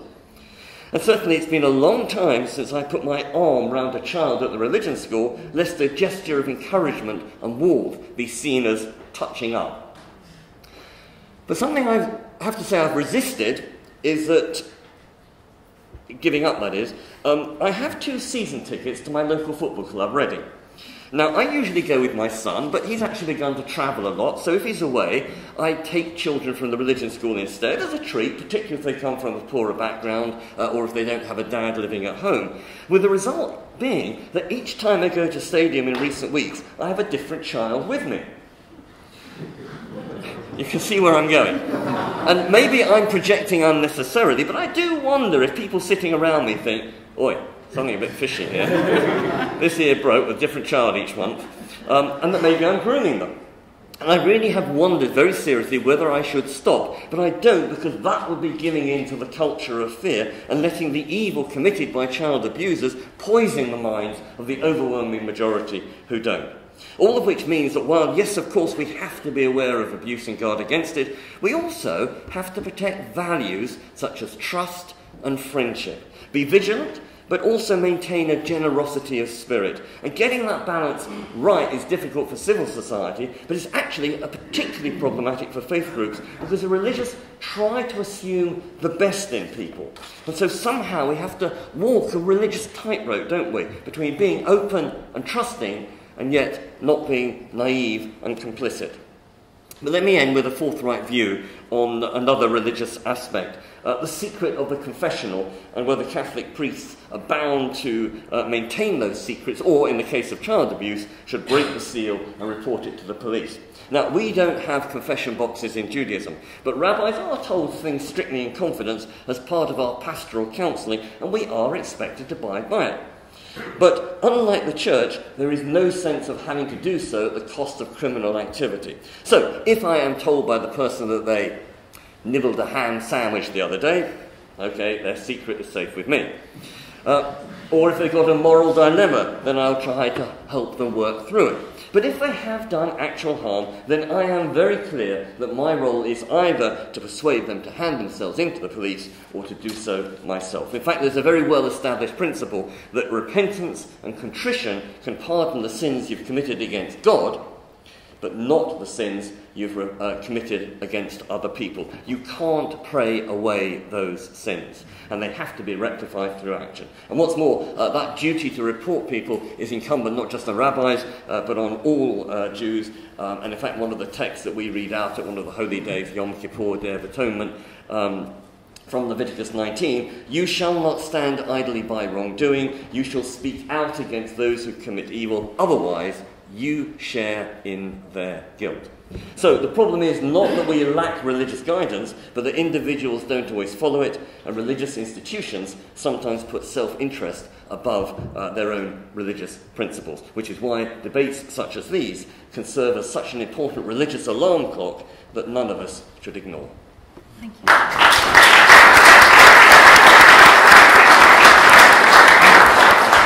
So the floor is now open for questions, if anyone has any for these two panel members. Yes, Stuart. Just a quick one to like, I mean, we thought of a corporate box, a VIP box at Reading. Sorry, didn't hear. A corporate box at Reading. No, afraid not. In the stands, in the cold. Yes, lady at the front. I've been dealing with, we talk about historical abuse, but I've been dealing with children being used recently in schools that often are religiously based. And many of those schools have ministers from different faiths on their board of governors, and they're also responsible for pastoral care of children who they should go to if they need help. and those children have gone for help, and that culture hasn't changed. There is still a desire to protect the institution and not put the rights of the child first. And I haven't heard anything from any of you panel how you're going to change that.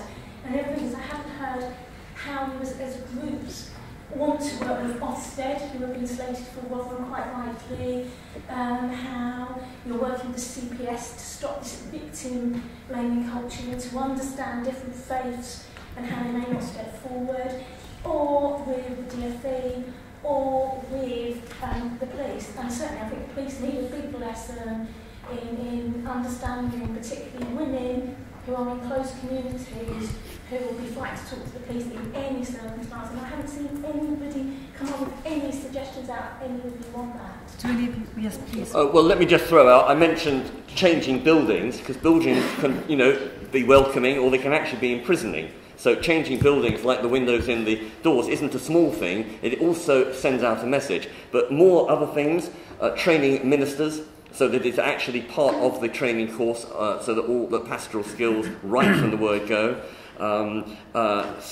Also addressing the issues publicly, so that, for instance, I have talked about child abuse in my sermons, so that it's something that's in the open, that it's up there, and also advertising the helplines. So that on our notice board, we don't just advertise our bring and buy sale, we talk about, if you have been abused, this is the phone number, the confidential phone number. People who don't have a voice, actually, there are many people with disabilities, and we're talking about vulnerable adults, no helpline is going to help them.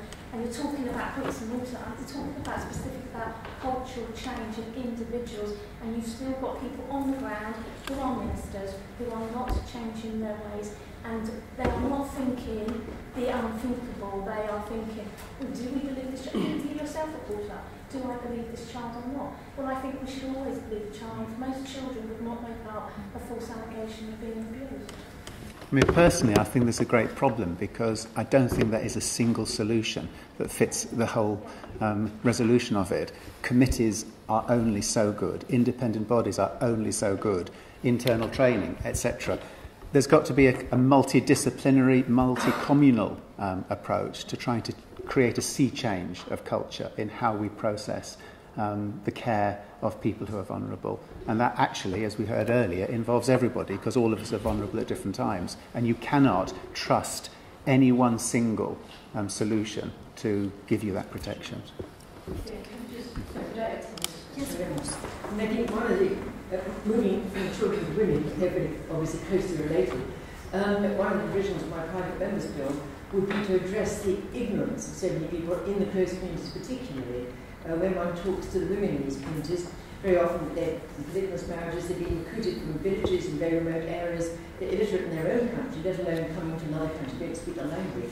And they don't know, and the communities often have a vested interest in not knowing how to seek the help they do need. So one of the provisions of my private members' bill would be a statutory obligation on all relevant personnel to make sure women and children, as far as is appropriate for them, do know their rights in this land. So it would relate, for example, FGM, but also on abuse of various kinds, on health visitors, medical personnel, teachers, and later particularly children, especially at risk of FGM. To much more education for people in these communities who do not know the way out of their vulnerability, don't know their rights, don't know how to access those rights. And I think that is a very important aspect, and it would be a provision of the bill to ensure education of the vulnerable and those who are kept in the closed communities, often denied knowledge of what they are entitled to. Ben? Ben Evans, I just wanted to ask a question to Jonathan Blake. We've heard a lot about culture of denial in the Catholic Church and the Church of England. I just wanted to ask you, have you encountered cases of child sex abuse in the Open Episcopal Church, and if so, what are your strategies, or either way, what are the procedures that you have in place for dealing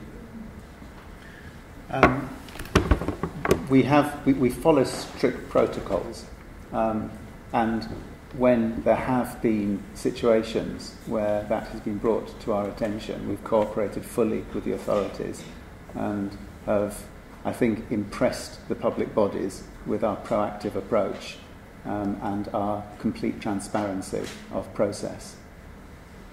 But again, what worries me is that no amount of window dressing, no amount of politically correct language, and no amount of putting all these structures in place actually prevent the abuse of one more tyrannical person over a more vulnerable person. And that's why no one can relax and think, oh, well, it's all sorted out now. It's never sorted out. Everyone has always to be completely watchful, totally vigilant, both of themselves and everybody around them. And the difficulty, and this was referred to earlier, is that the minute you have a group of people, whether that's a religious or a secular body, the minute you have a group of people with a history, they become self-protective. And an institutional identity takes over, which usurps the individual identity and the needs of the individual, and human rights are very, very, very quickly trampled. Yes, please go ahead. Yes. I'm Kurz, I'm a chartered psychologist, and I'd like to comment a bit on the discourse of disbelief. So I'm a practicing priest, so adding a bit here to the mix. And so I come across cases of extreme abuse, and those kind of abuses are committed by some other religious organizations that are perhaps not on the panel, and they're called Satanists. And the discourse of disbelief has been furthered by those groups, especially in the mid-90s. Very misleading guidelines have been issued, and they are still valid. And they govern what clinical psychology and psychiatry are doing, and that underpins a lot of those issues with police underreporting of sexual crimes. We read it in the headlines this morning, and that's got to stop. And new guidelines are needed. The police guidelines have been changed by Sharma, and the other professions need to wake up to the reality and act. I bought a few books. So I'm not just talking nonsense. So there are hundreds of articles and several dozen Rainer, books. do you have a question you'd like to ask the panel? What's the panel's view on how to deal with these organized crime networks, Satanist networks that underpin organized sexual abuse? Which of you two gentlemen would like to answer that? Neither of you? Anyone else in the panel? Dr. Al-Hussaini? Well, I think in the context of both your comment and the comment that was made previously, I think if there is a partial solution that might work to, or something that might work towards a solution, it's the ability to be able to talk about it. Mm-hmm. And whether it's in the context of the gentleman's remarks about Islamic theology, that we need to talk about in the context of why it is we have child marriages, for theological reasons. Not because it's a purely Middle Eastern or a purely Southeast Asian or South Asian cultural practice. It's because of theological determinants. Or whether it's in the context of our abilities to talk about abuse at all without political manoeuvring by hierarchs or with Sherwood on behalf of the Church of England to try and silence a debate. I've had time after time pressure on my academic life. I've had Muslim leaders trying to put pressure through our family. We're an old family, everyone knows my dad. My dad gets phone calls about his troublemaking son who's causing fitna and trouble within the Muslim community. I've had pressure in relation to my work. I've had stuff circulated by people that I mentioned in relation to my health. And all this kind of ad personam, bullying, threatening, silencing of debate is something that all my colleagues who are in this field, and indeed, as Caroline knows, in the context of challenging Islamist counter-extremism, counter-extremist activists in this country, this is what we face all the time. And I think the first brick in creating a structure for us to address this issue is the robust defence of free speech.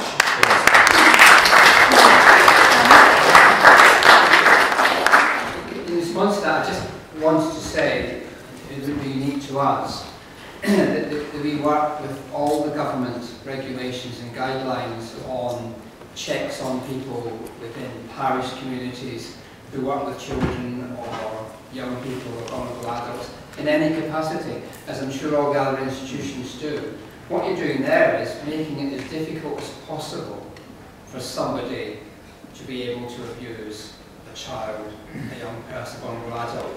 You can never, as Jonathan said, be sure you're always going to stop it. I had a very interesting conversation 2 weeks ago about a number of things with a senior officer from the Met, and he said rather provocatively to me, he said, I hope you realise, Danny, there's no such thing as a paedophile priest. He said there are paedophiles who happen to be, some who happen to be priests, some who happen to be teachers, some who happen to be doctors, some who happen to be entertainers. It's understanding how you deal with paedophilia that's really important, and people will find all kinds of roots into it, and of course the vast majority of abuse takes place in a family context. And sometimes that's forgotten. I think we've got to remember the whole world of abuse. But I think religious institutions have got to be doing the best secular practice in terms of doing all that. If we audited a diocese and there was any weakness in terms of checks, and as far as I'm aware, that's never come up, that would be a very serious matter for us. We would go to the government regulator about it. Thank you, Danny. We're now going to ask our final speaker, Satish Sharma, to speak, to close the debate for us. Thank you very much. As the 7th speaker following 6 incredible speakers, I feel a little vulnerable, but I'm also feeling a little vulnerable because my partner, you've all spoken in pairs and I'm speaking on my own. So I've been abandoned by my Church of England colleague. So forgive me, but it's late in the day. I'd like to just, before I start, I've been struck by the fact that the same sentiment has been expressed by so many diverse journeys. For those who are here and also for those who are watching this on YouTube, etc., I would like to say that I've not met, other than Muhammad, I've not actually had an intercourse or dialogue with any of the members here. And so just taking that one fact into account, the fact that so many different divergent strands are all coming together because of an inadequacy in the systems that we have available to us to express this, I think is one of the most powerful statements that we're making here today. So, turning to quotes, it's been a good evening for quotes, but I'm going to start with something which is a little not so erudite and of very questionable provenance. The great masses of the people will more easily fall victim to a big lie than to a small one. Now, some of you who are historians may have recognized that. That was a comment by Adolf Hitler in Mein Kampf, and it created the propaganda concept that the bigger the lie, the more chance you have of getting away with it. And Joseph Goebbels, he expanded upon that and made it into almost a marketing mission statement. And he was talking about the big lie. Now I'm going to paraphrase what Joseph Goebbels said and insert one of the 3 ideas I want to contribute to the debate into that statement. I'm going to insert the big abuse in place of his statement, the big lie. And it will go something like this. If you perpetrate abuse on a huge scale and keep repeating it, eventually people will come to accept it as normal and no longer recognize it as abuse. Such abuse can only be maintained for such a time as the abusers shield the people to the consequences of the abuse. It thus becomes vitally important for the big abuser to use all of its powers to repress dissent and inquiry. For dissent and inquiry are the mortal enemy of the big abuse. So the first idea I want to introduce into the debate is this notion of something I call the big abuse. The idea of religious big abuse is the first of the 3 ideas. And as an example, I'll demonstrate this principle. And I'll call on experience from my own life and my own tradition. The oldest scripture in existence, in which the idea of a divine creative intelligence was first articulated, is the Rig Veda. And that was written some 5,000 plus years ago, 3,000 odd years before Christ. It was written in England, the place of my birth, and it's reasonable to say that the articulators of that first vision were believers in God. This being the case, the act of portraying the Indus Valley civilization and their descendants as unbelievers is a big abuse. To then proliferate this misrepresentation globally and to sustain that lie for over 1,500 years is a big abuse. This big abuse is sustained and reinforced even today. There are gangs of deeply disturbed, largely unstable individuals, sadly most of them men, representing themselves as being members of the religion of peace or the religion of love, who at this very moment label me, my family, my community, the nation of my ancestors as pagans, heathens, unbelievers, infidels, kafir, kuffar, half devil, half child, using Kipling's words. And for us, the only cure is conversion or death by beheading. In both of those ideologies, there is no third alternative. The fact that since birth I've been labelled as such is an example of the prevalence of religious big abuse. It's so apparent when you look at it in that way, but we don't notice it because it's so ever-present. For us, it's actually quite strange. The same peddlers who call us infidels, in the very next breath, quite happily accuse Hindus of having 33 million gods, which to me would suggest hyper-fiddles as opposed to infidels. But hopefully we'll see that one of the characteristics of a mindset capable of perpetrating big abuse is the capacity to completely ignore paradox. So that was an example of how religious big abuse is being inflicted on those groups who are intended always to be the other. But let me bring the idea to an individual and a universal level with a few less obvious but equally destructive examples of the big abuse relating to children. To tell any child that his or her grandparents are burning in hell, and to do it on an international scale, is religious big abuse. To undermine a child's innate divine sense of justice, a God-given sense of what's right and what's wrong, by telling the child that it's born inherently guilty, is religious big abuse. To teach children that their innate divine sense of reasoning, again a divine gift, is inherently flawed, and then to replace it by a susceptibility to blind belief, I would submit is religious big abuse. So I'm sure we can mull over this notion of big abuse in our own time and play around with it, but I'd like to emphasise one aspect of the big abuse mindset again, and the big abuse ideology, and that is the corruption of natural human instincts in the pursuit of the exercise of power. The second idea I'd like to pick up with, and it was mentioned earlier, and I'd raise it for consideration in the debate, is the idea of religious oversight and self-regulation. Now, I was an auditor in one of my past incarnations. I have to be careful saying that from a Hindu perspective. It's one of my past professional incarnations. And I remember the words that one of the senior partners in the firm where I trained, when he first trained us, he described the role of the independent auditor. And he said, directors cannot be trusted with shareholders' funds. And that's why we independent auditors exist. He said, after lust, greed is one of the strongest human vices. And when we get together to build corporations, we humans can't be trusted to self-regulate our vices.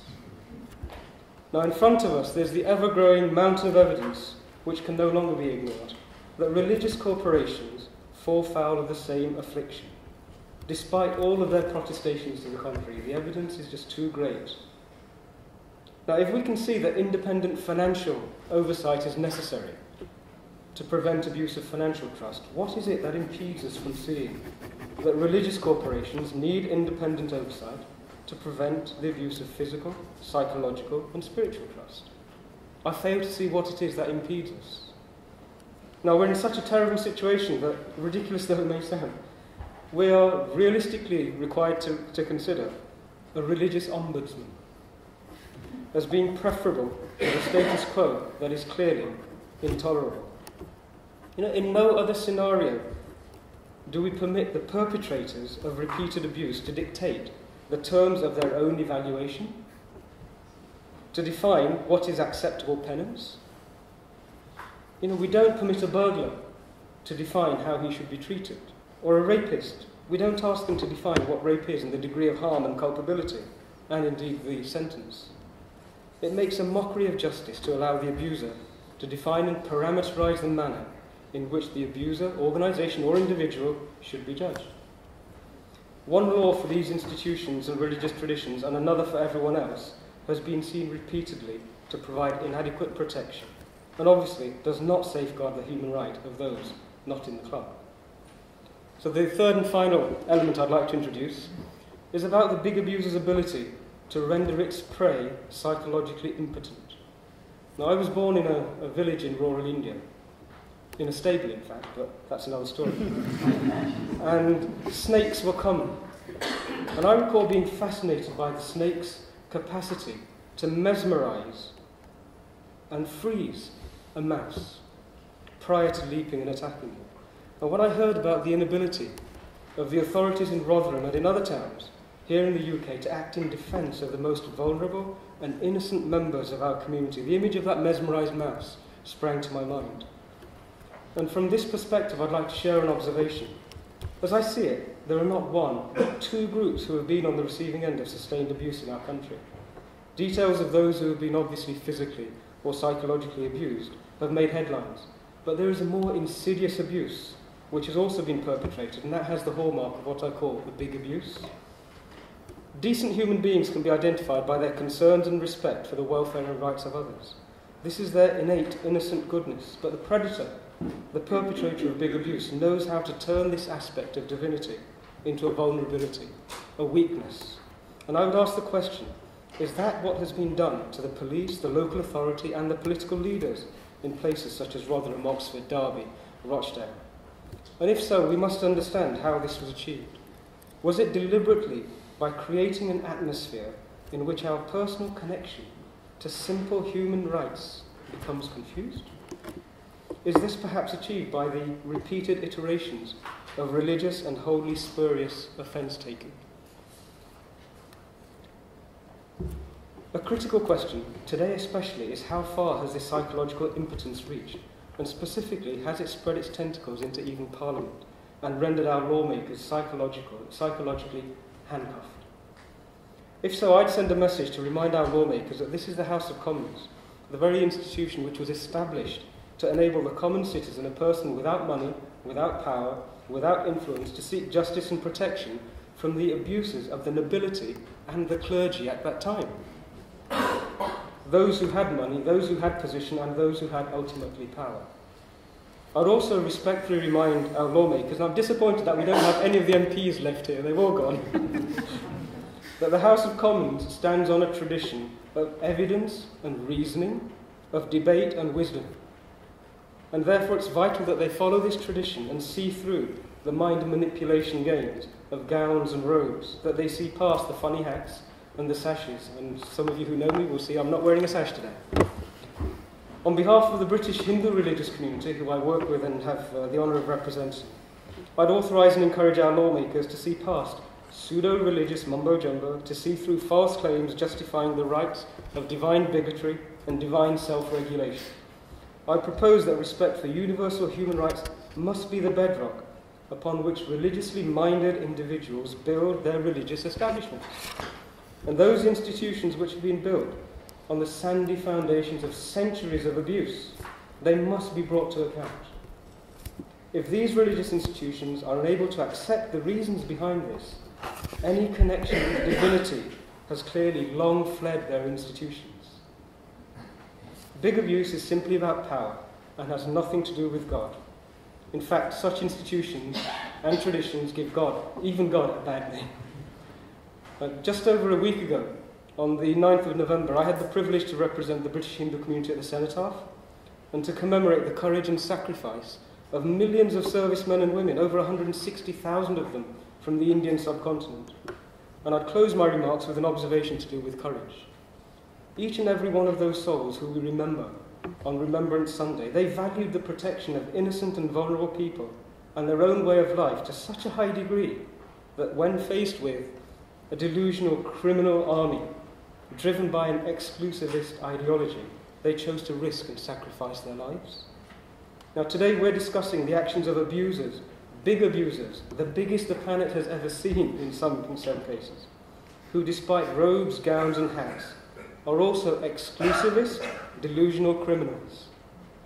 And we too need to find the courage to act in protection of the most innocent and the most vulnerable members of our community, and also the British way of life. They are threatened.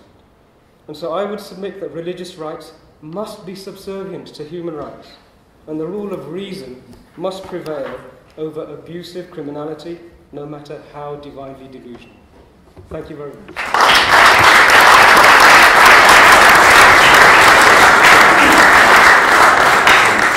We're running a little over time, so whereas we were going to have a 5-minute break, if you'd like us to just move on and keep going, I'm happy to do that. Would you like us to just keep going and not have a break? Yeah. Yes? Okay, great. Well, the floor's now open, and please do ask panel members whatever questions you wish. Yes, the gentleman in the green. Sorry, my name is John. I was a serving detective with the police for numerous years, and I specialised in child violence and child abuse inquiries. And what I'm picking up with gist is the importance of whistleblowers. Now, I want to say I was on an inquiry very, very similar to the Rotherham one. There's been more, there's been one in Blackpool, there's been all over the country. I whistleblew on it. I was aggressively and viciously attacked. Right, I was. And this is why the public don't get to hear about these things, because you get attacked. Now, this also comes back to, I think Rabbi, you were saying, why do people put a lid on these things? They put a lid on things for many reasons. I was told that it would destroy the force I was working with. Also, you've got to look at those that do put a lid on it. Why are they involved in it? Why have they been involved in it? And the one thing with whistleblowers, and Muhammad, you said something, I respect you for your honesty, I think that's power. When you stand up against the machine or against your abusers, there's one thing and one thing that happens, you stand alone. No one stands with you. And whistleblowers, they need anonymity, they need everyone to back them, because it's nothing but pure bravery. And I just want to say big respect to you all, and let's hope all these changes.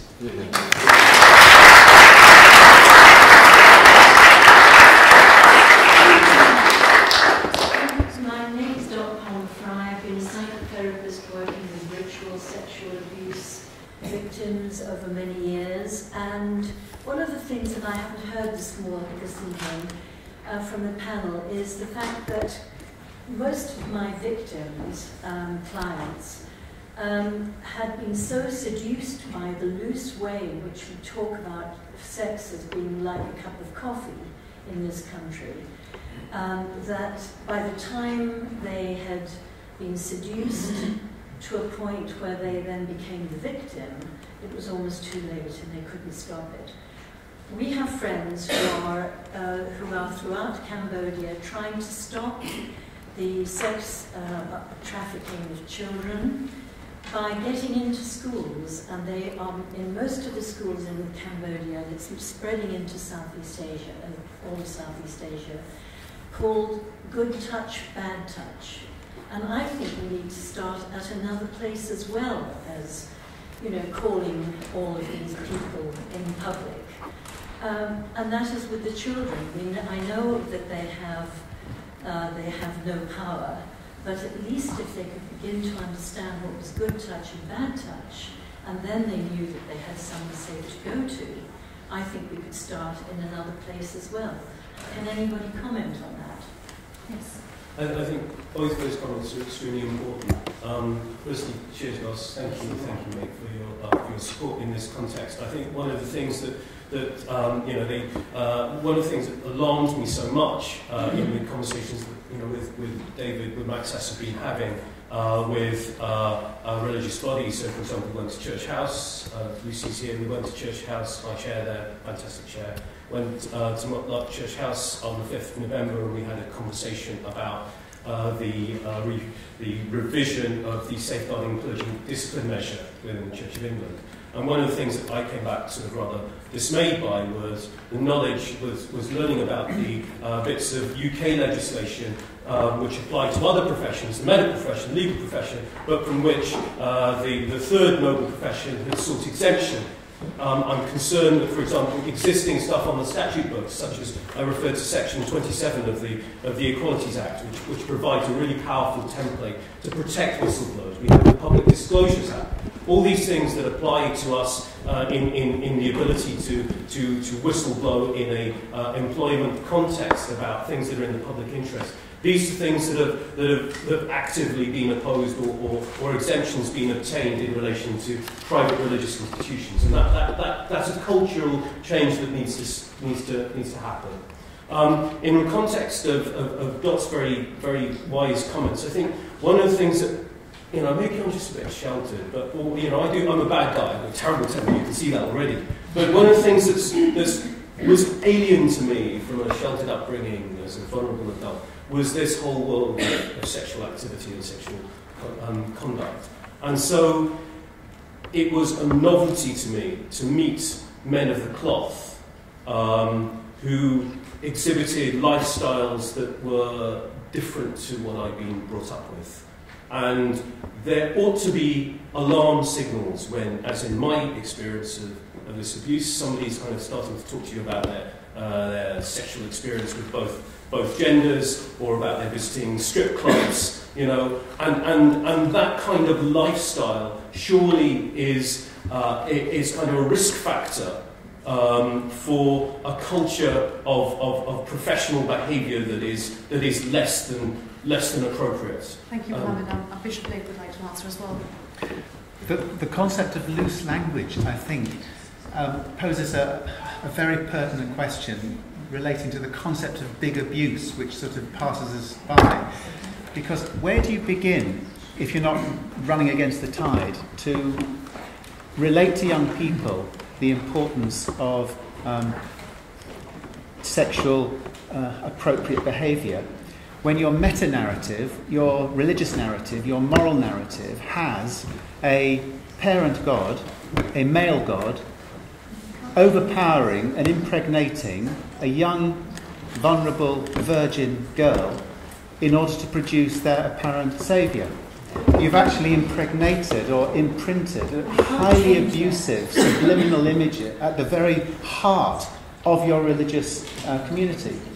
How do you begin to recover from that? You can't. Well, we can't change that, but we can actually stop sex being treated like a cup of coffee. Well, I want to challenge that we can do something about that. We have to take the bull by the horns. We have to actually look with a ruthless honesty at those contaminants within our religious narrative and be brave enough to alter them, to overturn centuries of our believing and reform them. Sorry, Bishop Blake. Satish would like to answer as well. So just briefly, the question's been asked on a number of occasions as to what can we do about it and what are we doing about it. Now, when I sort of sat back and reviewed what this problem was, the thing that's really struck me was that the people who are empowered and authorised to act, they were impotent. And actually, it's not their fault. As I mentioned, I think that they have actually been subjected to abuse, which has been subliminal and over a long period of time. They had nowhere else to go. If there is fault, then I think where the work needs to be done is here in Parliament. Our members of Parliament and House of Peers, they're the ones who need to actually be authorised, empowered to look at religious communities in a very reasonable manner. I've spoken with a number of MPs, and I was stunned that they are all actually very wary of trying to do anything at all to influence the religious communities, the interfaith network, etc., etc. They look at the faith communities and think, oh my God, we don't know what's going on here. And that needs to change. We need to really encourage them to resume the reasoning faculties that they have got and apply them into this sector. I think that's really where it will happen. And with regard to courage, I actually am totally in agreement with Dave. I think that this is well within the remit and indeed the ability of the people in this room to make this change happen. There is absolutely no reason why these archaic medieval beliefs should actually still have some sort of fuel and support in this day and age. Not at all. Thank you, Satish. Lucy? Hi. I just wanted to make a comment about culture. My name is Lucy Duckworth, I'm chair of Matters. Very proud to be supporting this day. I'm also an assistant head teacher by day, and rather ironically, it's one of the reasons I was late today was because of the safeguarding issue we had. We're quite often asked, as the lady said earlier, about why we're not doing more with the police or the DfE, and trust me, we spend an awful lot of time and have spent many hours trying to do that. But my response to that is actually that it's everybody's responsibility to change culture. It needs to, the way we've got the inquiry is because we have had pressure from everyone going up to the top, and then it's going to start filtering down. It was only last week that I was in the Archbishop's office, and we're trying to get him to make it, put it into the contract of all his employees of mandatory reporting. It's very sad that we haven't got it yet. But actually my question is for Danny, and I think I might have misheard you earlier that you said there was no transparency in appointments of sorry, I think I got confused about the employments, what you said about employment, but my question is, what is the Catholic Church doing to change the culture? Because we've all talked about how it is the culture that needs to change, and obviously there's lots of people that are working who aren't abusers and do want this out in the open. What is the Catholic Church doing to change that? Alongside having national procedures and guidelines, each diocese has a safeguarding commission, and again the range of people on that commission is a mixture. Some may belong to the church, but there's no requirement that they have to belong to the church. What the requirement is to bring expertise and experience in safeguarding. So even the chair of a diocesan commission wouldn't have to be a Catholic. And on those commissions, we often have representatives who've got police experience, probation experience, social work experience. The vast majority of safeguarding coordinators in dioceses are not members of the Catholic Church, but they have social work experience, background in safeguarding. So again, it's tapping into expertise that's actually within safeguarding. If we carry out preliminary investigations, we use people outside the church and people who've got expertise again in safeguarding, perhaps in social services, recognising the importance of that and actually bringing in people within the church that there's expertise. I don't even believe there's a requirement that the chair of the National Catholic Safeguarding Commission should be a Catholic. It wasn't in the advert, it wasn't in the job description. They are still accountable to the Catholic Church, though, aren't they? They are accountable. The Commission strategically oversees, through its operational wing, the Catholic Safeguarding Advisory Service, which again is led by somebody experienced in social work, the director, or having worked at a senior social work level. They're the people who implement, work with dioceses, do the training of people in diocese, training of clergy. Again, people coming from that professional background, doing the professional side and that professional expertise very much. And again, if an allegation comes forward, and I don't entirely agree with David, significant numbers of people come forward to dioceses, and the first person they're likely to come to is the safeguarding coordinator, who will deal with it according to procedures. The bishop may well be informed, but the bishop will not be involved. I think it's not the role of the bishop to be involved. Can I just make one point? Yes, of course you can, please. And this is nothing to do with the Catholic Church. I don't single out the Catholic Church in any way. This is to do with organisations. We've already heard that organisations stick together. If my boss at work were to be accused of this type of thing, I'd like to think that I would go straight to the police. But I'm not sure I would. I'm not Superman. That's why we need a new law of mandatory reporting.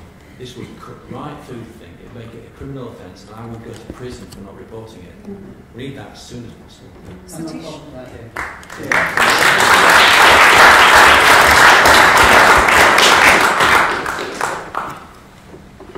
It's noticeable that we actually do not have here representatives of the various bodies who have the capacity to make change. And I'm aware of how much work Natasha has put in to try and ensure that we have the most contributory, powerful people here present on this. And it's a huge omission that there is nobody here who can actually say, I'm going to make this change tomorrow. This is part of the problem. And I must admit, and Danny, I apologise, I too, like Muhammad, am in a rush and an impatient sort of a person. But I don't understand this dialogue. There's a diocese, there's a commission. As far as I can see, there are men who are behaving in an inappropriate manner, and there are men who are protecting them in order to preserve what in commercial terms would be simply a brand. This is an exercise to preserve a very powerful and very valuable brand, as far as I can see, and until we move away from that and genuinely put forward the people who can engage and who can say, yes, on the behalf of so many concerned parties, I'm going to make this change, the rhetoric is irrelevant. I'm reminded of a poem by Oscar Wilde, and in it he said, "To mock a suffering soul is the worst crime," and as far as I can see, the absence of the members of the Church of England and indeed decision-making members of the other bodies is actually mocking troubled souls. Thank you. Pushpita.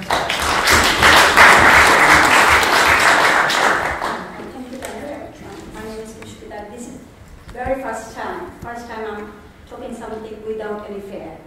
And I'm Hindu in Bangladesh, but it has been very long I'm living in this country. But Bangladesh Hindus, I don't know, Satish Sharma is aware of Bangladesh, what's happening in Bangladesh.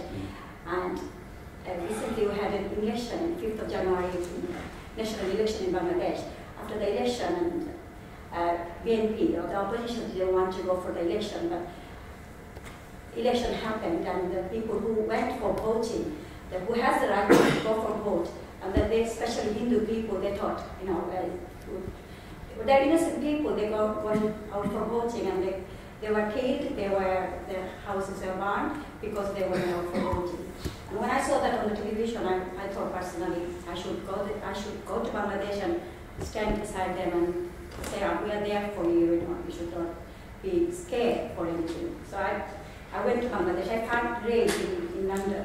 And none of the person, I went to my national television in London, and there was a man, a Muslim leader, he, on air, he stood to slap me on air, because I was talking something against Islam.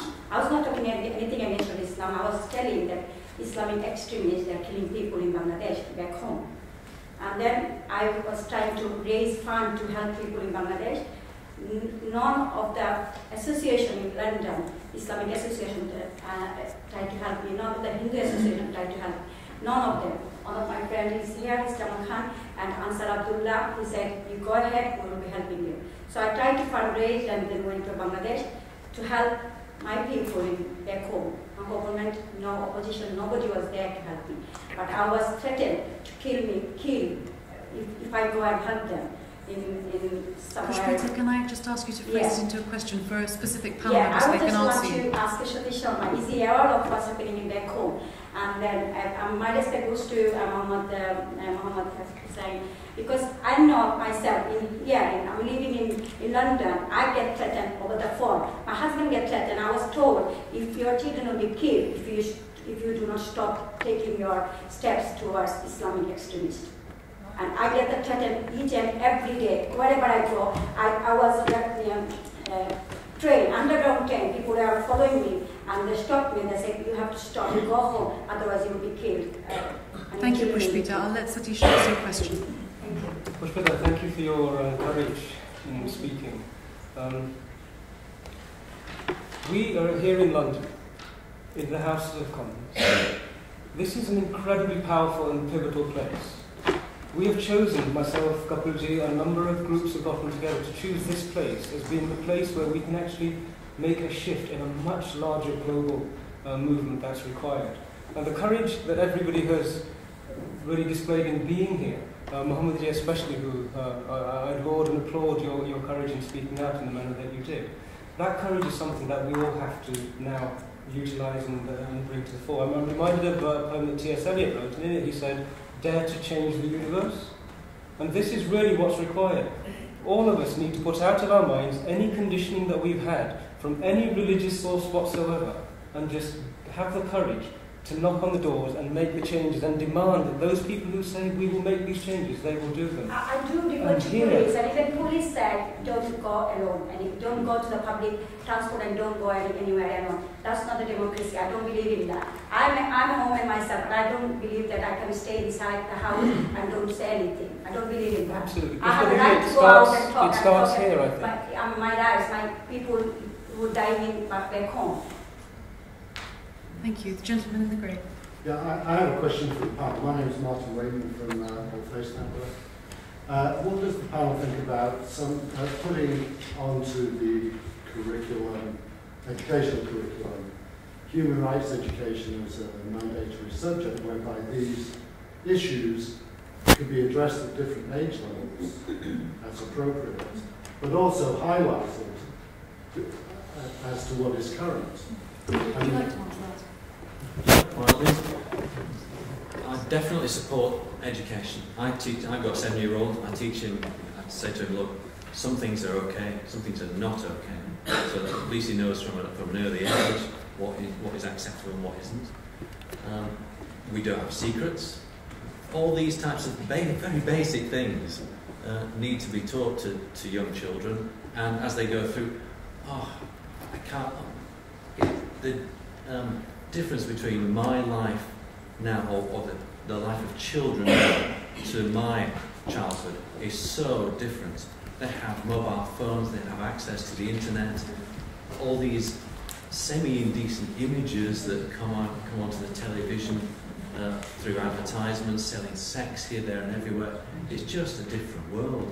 And they need to make reason of all that. So yeah, I totally support more education for that, so that kids can discriminate what is okay and what isn't okay. Definitely. Bishop Lee, would you like to respond? Yeah, over 25 years ago, when I was involved in the World Conference on Religion and Peace, which was an international body gathering religious adherents together to talk on peace and justice issues, it was mooted then that there should be some form of code of human behaviour to supplement the human rights legislation and concept.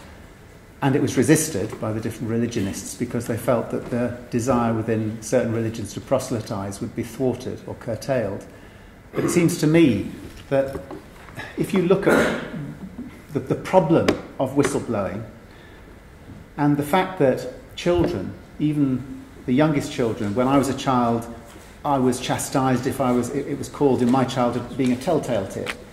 If you tell on somebody, that there should be some form of group or corporate loyalty which you don't betray. We see it in families, that there's a family loyalty, that you mustn't share secrets or knowledge or skeletons outside the domain of that family. There's a community loyalty, a national loyalty, a religious loyalty. There's a misinterpretation and a mishandling of those loyalties that are the blight that we're talking about. And it seems to me that comes from an evolutionary drive, that our safety as an individual is always found when we have a group around us. We survive in the group, we perish alone. And because of that, we mustn't betray the group.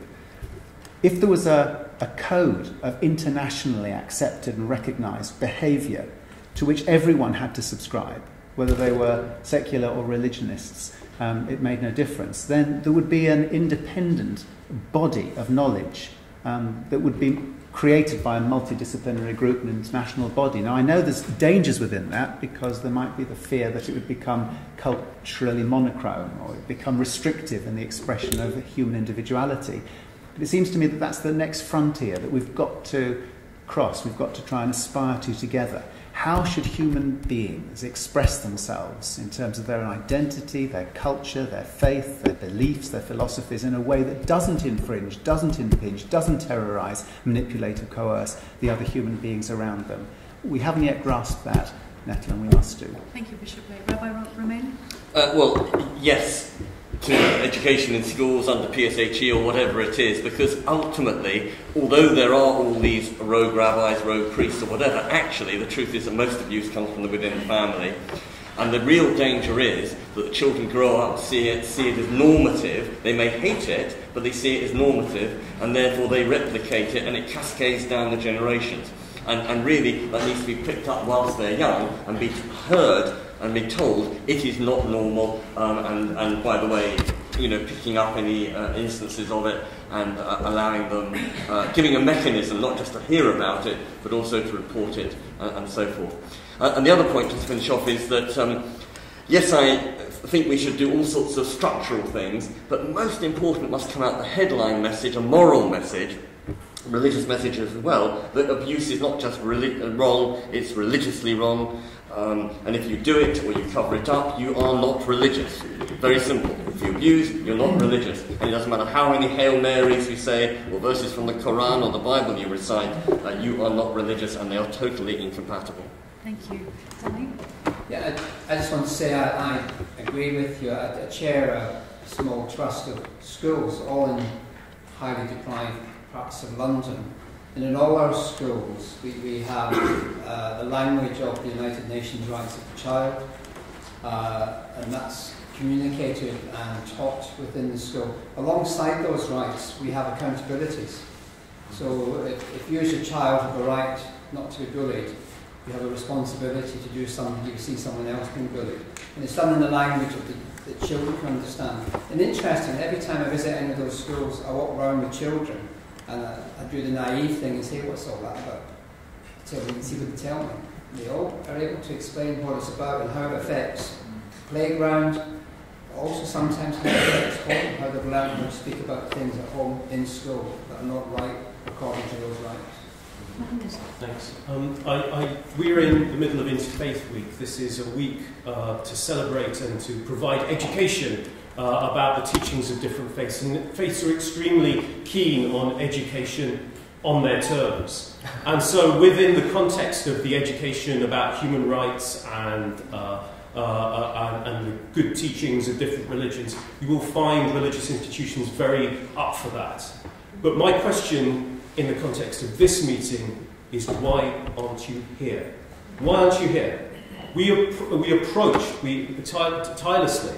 Natasha and other colleagues have been trying to get voices to join this meeting from the game changers within the hierarchy of the Church of England, Muslim leadership elsewhere. None of them have come, and this is the other side of the story. This is the other side of the coin to dragging down and grinding down whistleblowers. It's the extreme slipperiness and evasiveness and unwilling to come out into the light and face a public inquisition such as this. And this has been our continuous experience. The people that I've referred to in the context of my abuse experience, I get the message from the Archdeacon that I've only ever known him, the Reverend, to act with utter integrity. Well, tell that to the people of Portsoken, tell that to the multiple victims in this story. But he will not be here.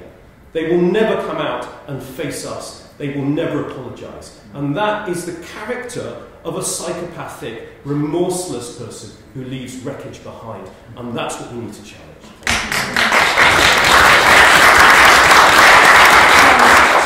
Ask your question very quickly, and please make it a question. Sure, yes. Thank you. I'm still trying to Could I please suggest that we seem to be so close to the solution here? And I'm going to suggest that the solution is as easy as it is difficult. We touched on this with the big lie or the big abuse. We have to hold religious ideologies to exactly the same standard as any other ideology. We hold religious institutions and organisations and people to exactly the same legal and moral standard. It's that simple. My boss at work, if he reported abuse to the police, no one would say, "This is amazing, you have amazing processes here." That's expected of him. That's the level. And just on the point of whether we need to change laws and things like that, I agree with Mohammed. I think we have perfectly good laws on our statute books for pretty much all of it. And I think it's actually quite damaging to the rule of law whenever something happens, the immediate knee-jerk reaction is our system of laws is not good enough. It is. We have this building, we have all the laws we need. We just have to apply them, and we have to apply it as much to the religious as to the non-religious. Is that simple. Julian, one more question. I was going to say about the education, and also Freemasonry was mentioned earlier. Now, there's a lot of conspiracy theories about Freemasonry, but having been ripped out of bed and put up in robes and clothes to a lodge in a certain part of the country late at night, complete abuse of power. No other group had the privilege of taking us choir boys to them in the school of faith. That's one area which I hope that will be looked at. Right up to this Parliament here, we have a Westminster Lodge. Now, anything that goes in the secret, it remains in darkness. And I would love to see those Masons, sadly, that have fallen short, where those reports have gone, who they've been reported to, because a lot of the top schools like Eton, Harrow, all these big places, which are regarded as the best of the best, are always attached to the London Lodge. And it's a massive area which even stops good Freemasons actually reporting their own And that's one big area which everybody's fearful about. But I dare say there's a lot of fear that's actually in staff rooms within these schools, because they're fearful of not getting employed elsewhere, because they would be regarded as unsought. Thank you.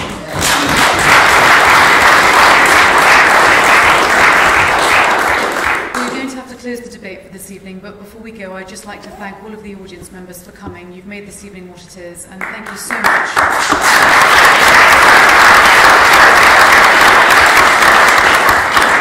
So much for being polite and civil, and it's been an incredibly interesting and thought-provoking debate. I'd also like to thank our panel members for taking time out of their very busy schedules to come and sit here and engage with you and open up dialogue, which I hope very much will be the start of a very long relationship, which will hopefully lead to very positive things. So thank you very much to the panel members as well.